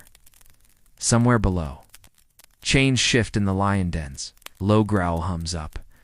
Through the floor, answered by the faint shuffle of straw and the soft scrape of claw on stone, the melody drifts down the stairwell like a blessing that cannot change the iron, but might ease a heartbeat for the span of one small dream. When the old man's fingers falter, the flute drops into his lap, breath coming in a shudder that rattles. Against the hush, cups the flute in both hands, thumb brushing the splintered wood where it once cracked and was bound with a scrap of leather torn from an old sandal. He wonders how many tunes it has carried through these arches. How many broken men heard its whisper when the roar grew too thin to cover the sound of their fear? The boy stirs, eyes opening just wide enough to find the old man's face in the flickering light. He does not ask for another song. He only nods once, silent thank you that folds itself into the hush like a promise to remember a kindness too soft for daylight. The old man lifts the flute again, presses it to his lips, breath warm against the chill that seeps through the corridor. One more song, he thinks. One more piece of hush given shape before the sun creeps over the arches, and the roar climbs back into the Colosseum's waiting throat. The first notes slip out, soft, sweet, carrying every name the sand has buried, every match that broke. More than iron? The torchlight shivers on the walls, the hush presses close, the faint music drifts like smoke through the Colosseum's ribs, reminding the stone that not every echo must belong to the roar. Near the grand gate, where the last scraps of sand cling to the souls of the departing crowd, a mother stands wrapped in a thin shawl that does little to keep the cold from her bones. She leans her shoulder to the iron bars, head bowed just enough to hide the ache in her eyes from the torchlight that spills through the archway. She is not the only one who waits by this gate, but tonight, in the hush that gathers when the arena sleeps, she feels like the only heartbeat left in the world. Her hands twist a worn scrap of cloth, a corner of a tunic once white, now gray with ash, and the touch of too many prayers. Each knot her fingers make is undone a moment later, as if the hush will carry her worry into the stone if she can only keep moving. Keep knotting and unknotting what hope she has left. Beyond the gate, the corridor bends into shadow where slaves sweep up the last footprints, where guards murmur and the bloodstains fade beneath. A new layer of sand. She remembers the boy he was, feet bare and calloused, hair tangled from the wind that carried him back to her each evening with pockets full of pebbles and excuses. He was never meant for iron and roar. But hunger makes quick work of soft dreams, and the Colosseum devours every name the city know. Longer bothers to keep safe.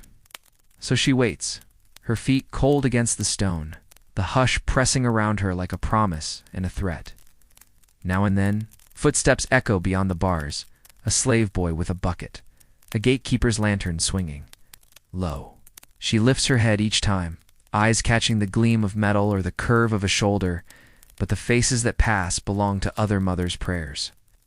Other children dragged back through the tunnels with eyes wide open or closed forever. The hush gives no answer when she whispers his name.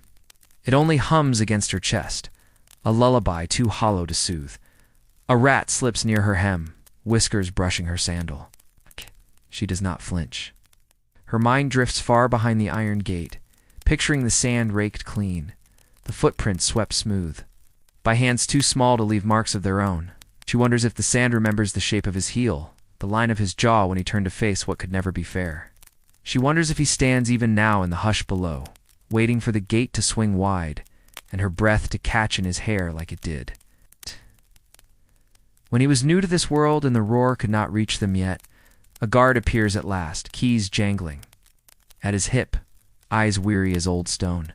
He does not speak, he only lifts the latch, the iron gate groaning as it shifts on its ancient hinge. She searches his face for news, a nod, a glance, any flicker of mercy folded into his frown. But the hush is all that greets her, steps aside. The corridor yawns open, shadows deep as the river that carries Rome's secrets out to sea. She holds her breath when the first shape comes forward, a boy no older than hers. But not her boy. His tunic clings to his ribs, his eyes wide. And hollow, another name for another mother's hush. Then another man and another, and the hush trembles when she knows he is not among them.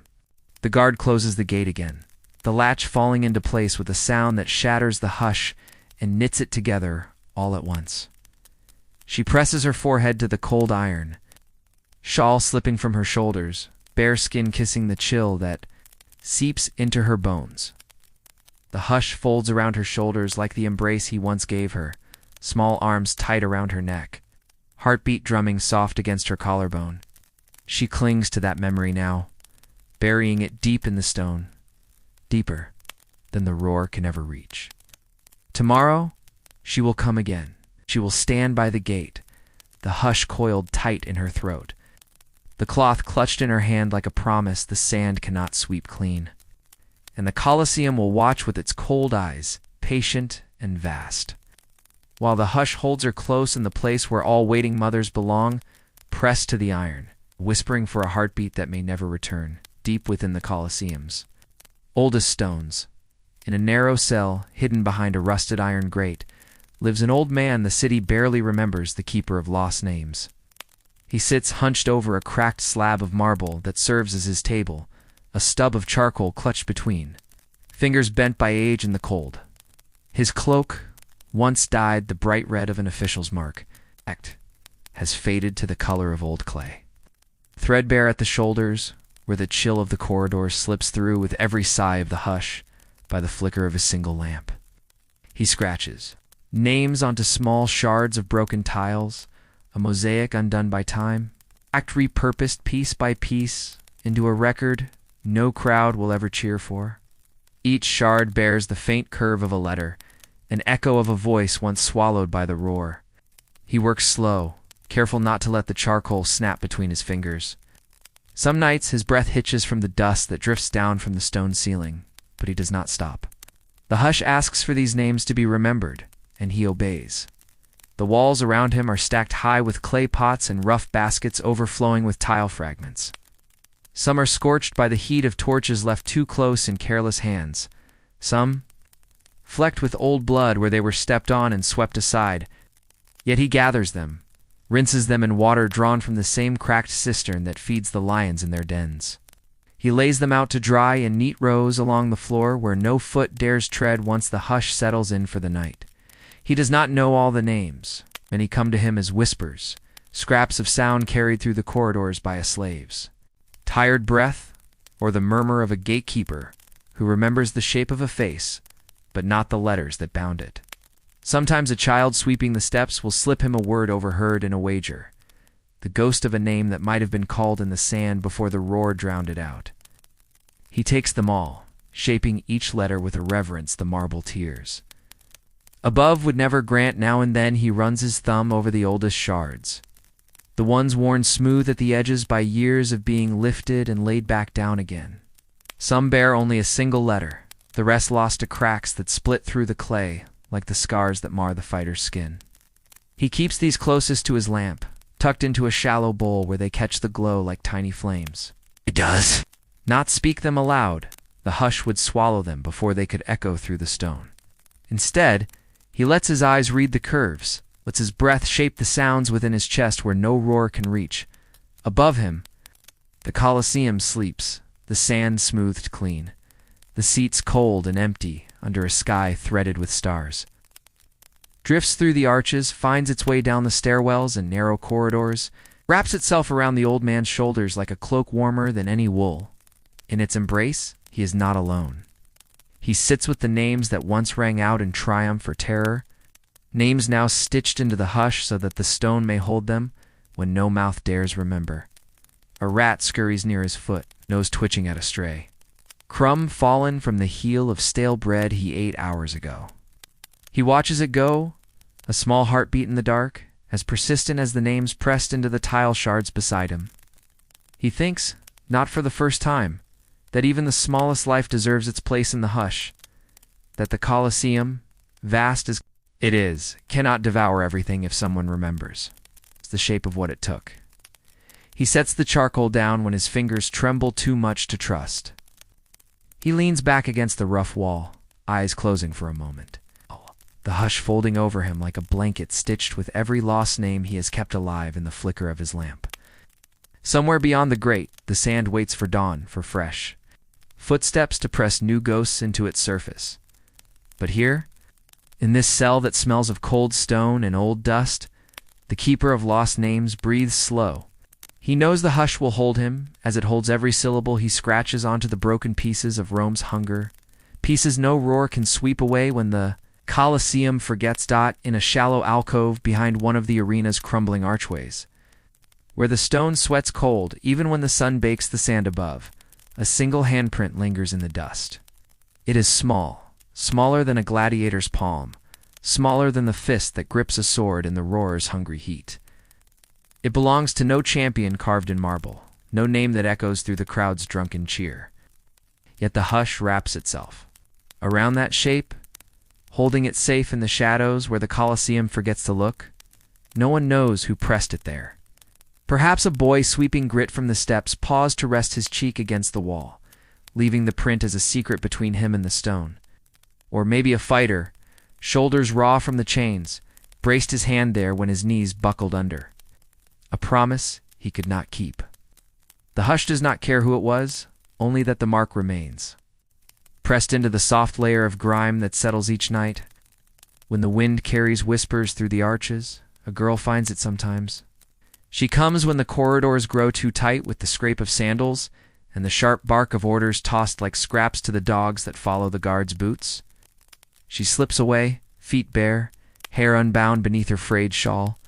She presses, her fingers to the handprint, feeling the shallow groove where dust and breath and quiet. Prayers gathered long before she learned how to find this place. She does not clean it away. Each time she brushes the dust with her thumb, she wipes just enough to make the edges sharp again. To remind herself that even the smallest touch can last when the roar forgets to sweep the corners clean, she leans her forehead to the wall, sometimes eyes drifting shut as she listens for the hush that hums inside the stone. In that hush, she swears she hears the heartbeat that pressed this hand here first.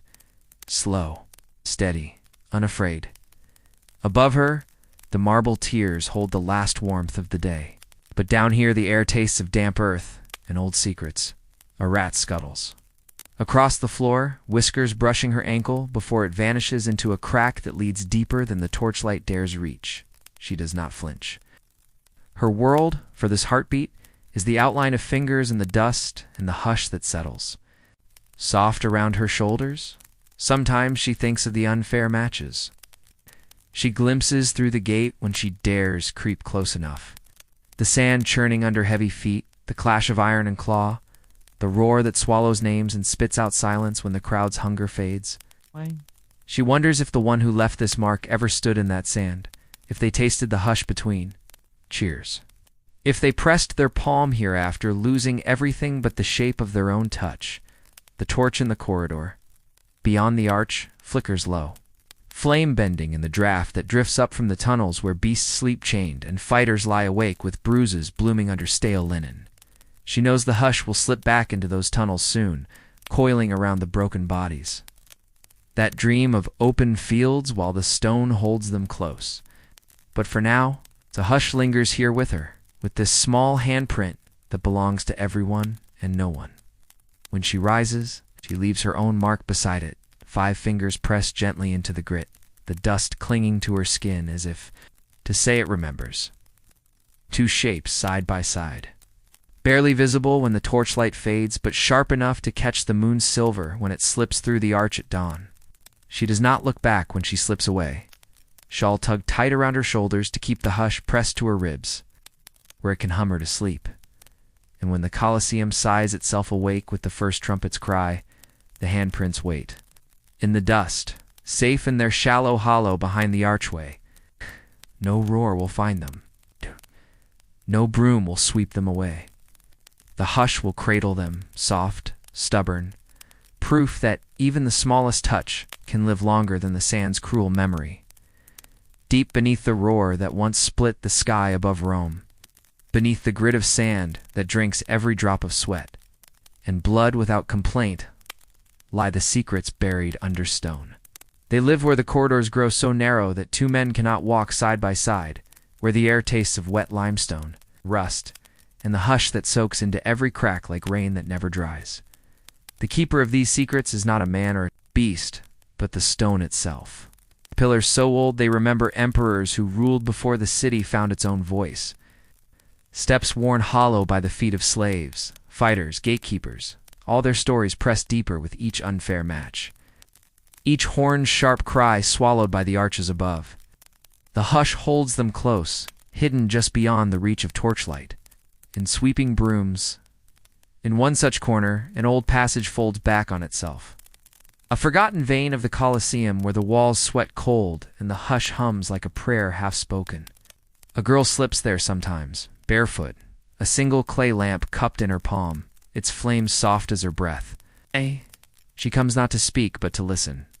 Her footsteps echo off stone damp with secrets, so old the sand no longer remembers whose names they once shaped.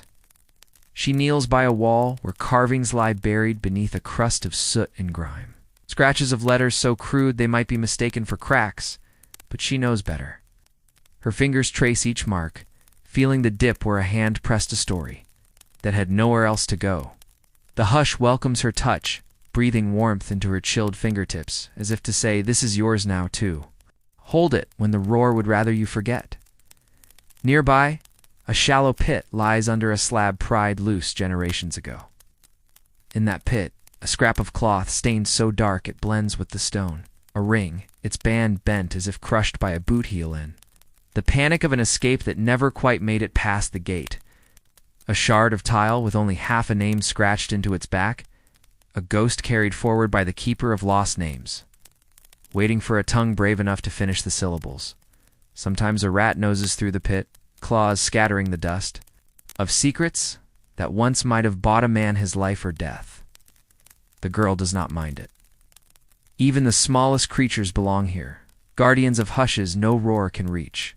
She leaves a crumb, watches its tiny nose twitch, the hush folding around them both like a blanket too thin, too warm, but thick enough to keep the world away.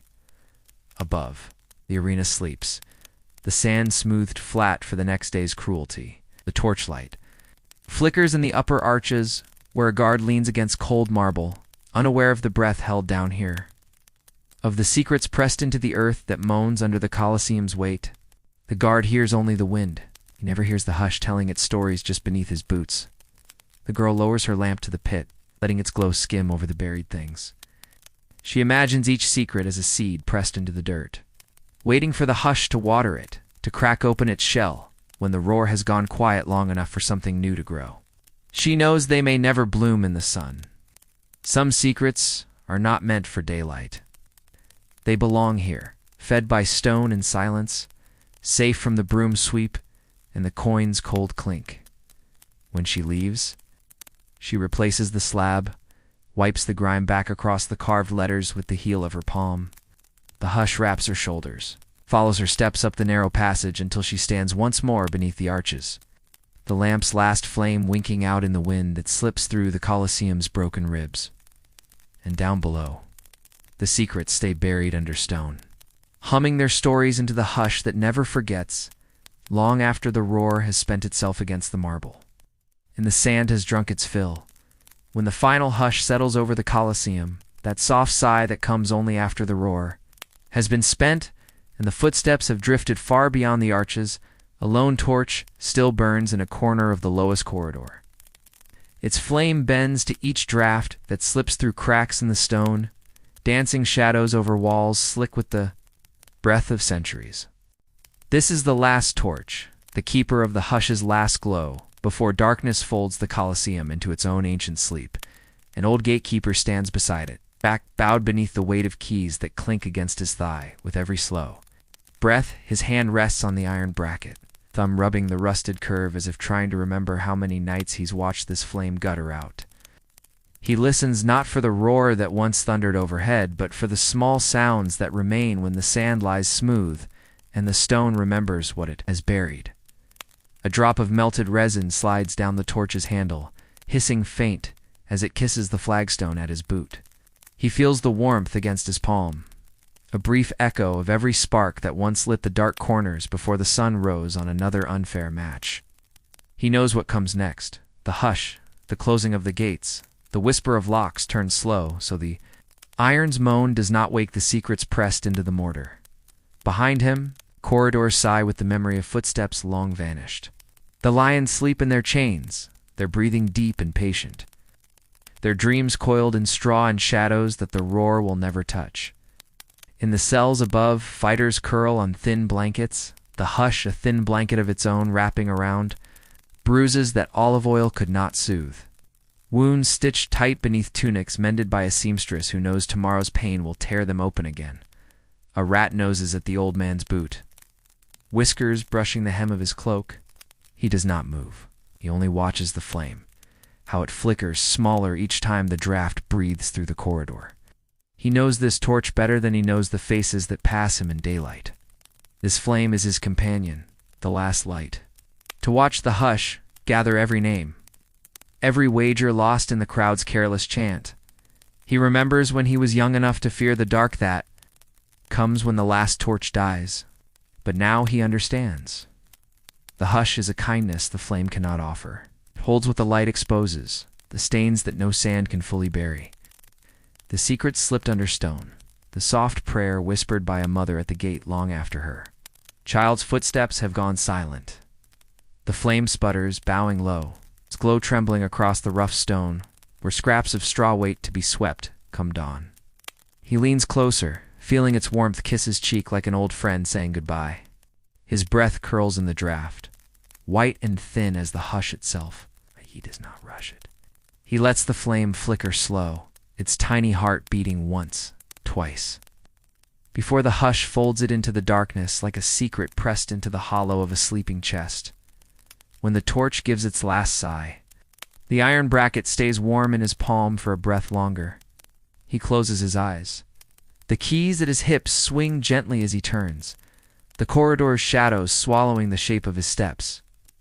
The hush trails him through the stone veins of the Colosseum, patient, ancient, certain that the roar will come again, but never so strong, that it can scatter what the darkness keeps safe. Above, the moon drifts behind a broken arch, its silver light too distant to reach the depths where the last torch burned.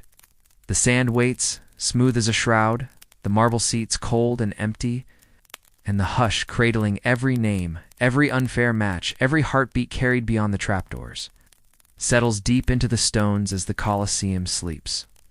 One last breath, soft and endless, under the memory of the flame that once flickered just long enough to keep the dark company. When dawn creeps slow and the first pale hush slips between the Colosseum's ancient arches, the roar feels like a dream pressed too tightly against the bones of the stone. Even the sand seems to remember, lying smooth and pale beneath the early light, holding the ghost of footprints too faint to name. And in this breath, before the gates swing wide again, the hush reminds the walls of a truth they have carried for centuries. The roar never lasts. High above, where the marble seats catch the morning chill, scraps of olive pits and fig skins cling to the steps like tiny confessions the broom boys missed in the dark. A pigeon drifts down from the loft, feathers stirring the grit that settles where senators once leaned forward to watch the unfair matches play out below. The hush slips through, these tears weaving between cracked pillars and the drapes that hang limp over the emperor's empty box. Here, where power once perched behind velvet and laurel, the hush hums louder than any cheer ever did. Below, a boy kneels near the edge of the sand, fingertips brushing the line where the grit meets the stone corridor. His hand moves in small circles, smoothing what the brooms left behind. He hums under his breath, not a song for the crowds, but a tune meant only for the hush. A promise that even if the roar comes again, it will find this corner softer than before. His voice barely carries past his own chest. He knows the roar never stays, burns bright, swallows names, breaks blades, but the hush is patient. The hush waits for the roar to tire itself out. Deep in the tunnels, a lion wakes, chained, paw stretching into the straw that still smells of the beast keeper's quiet prayers. The old man who hums for the lions, who smooths the scars hidden beneath golden fur, knows too.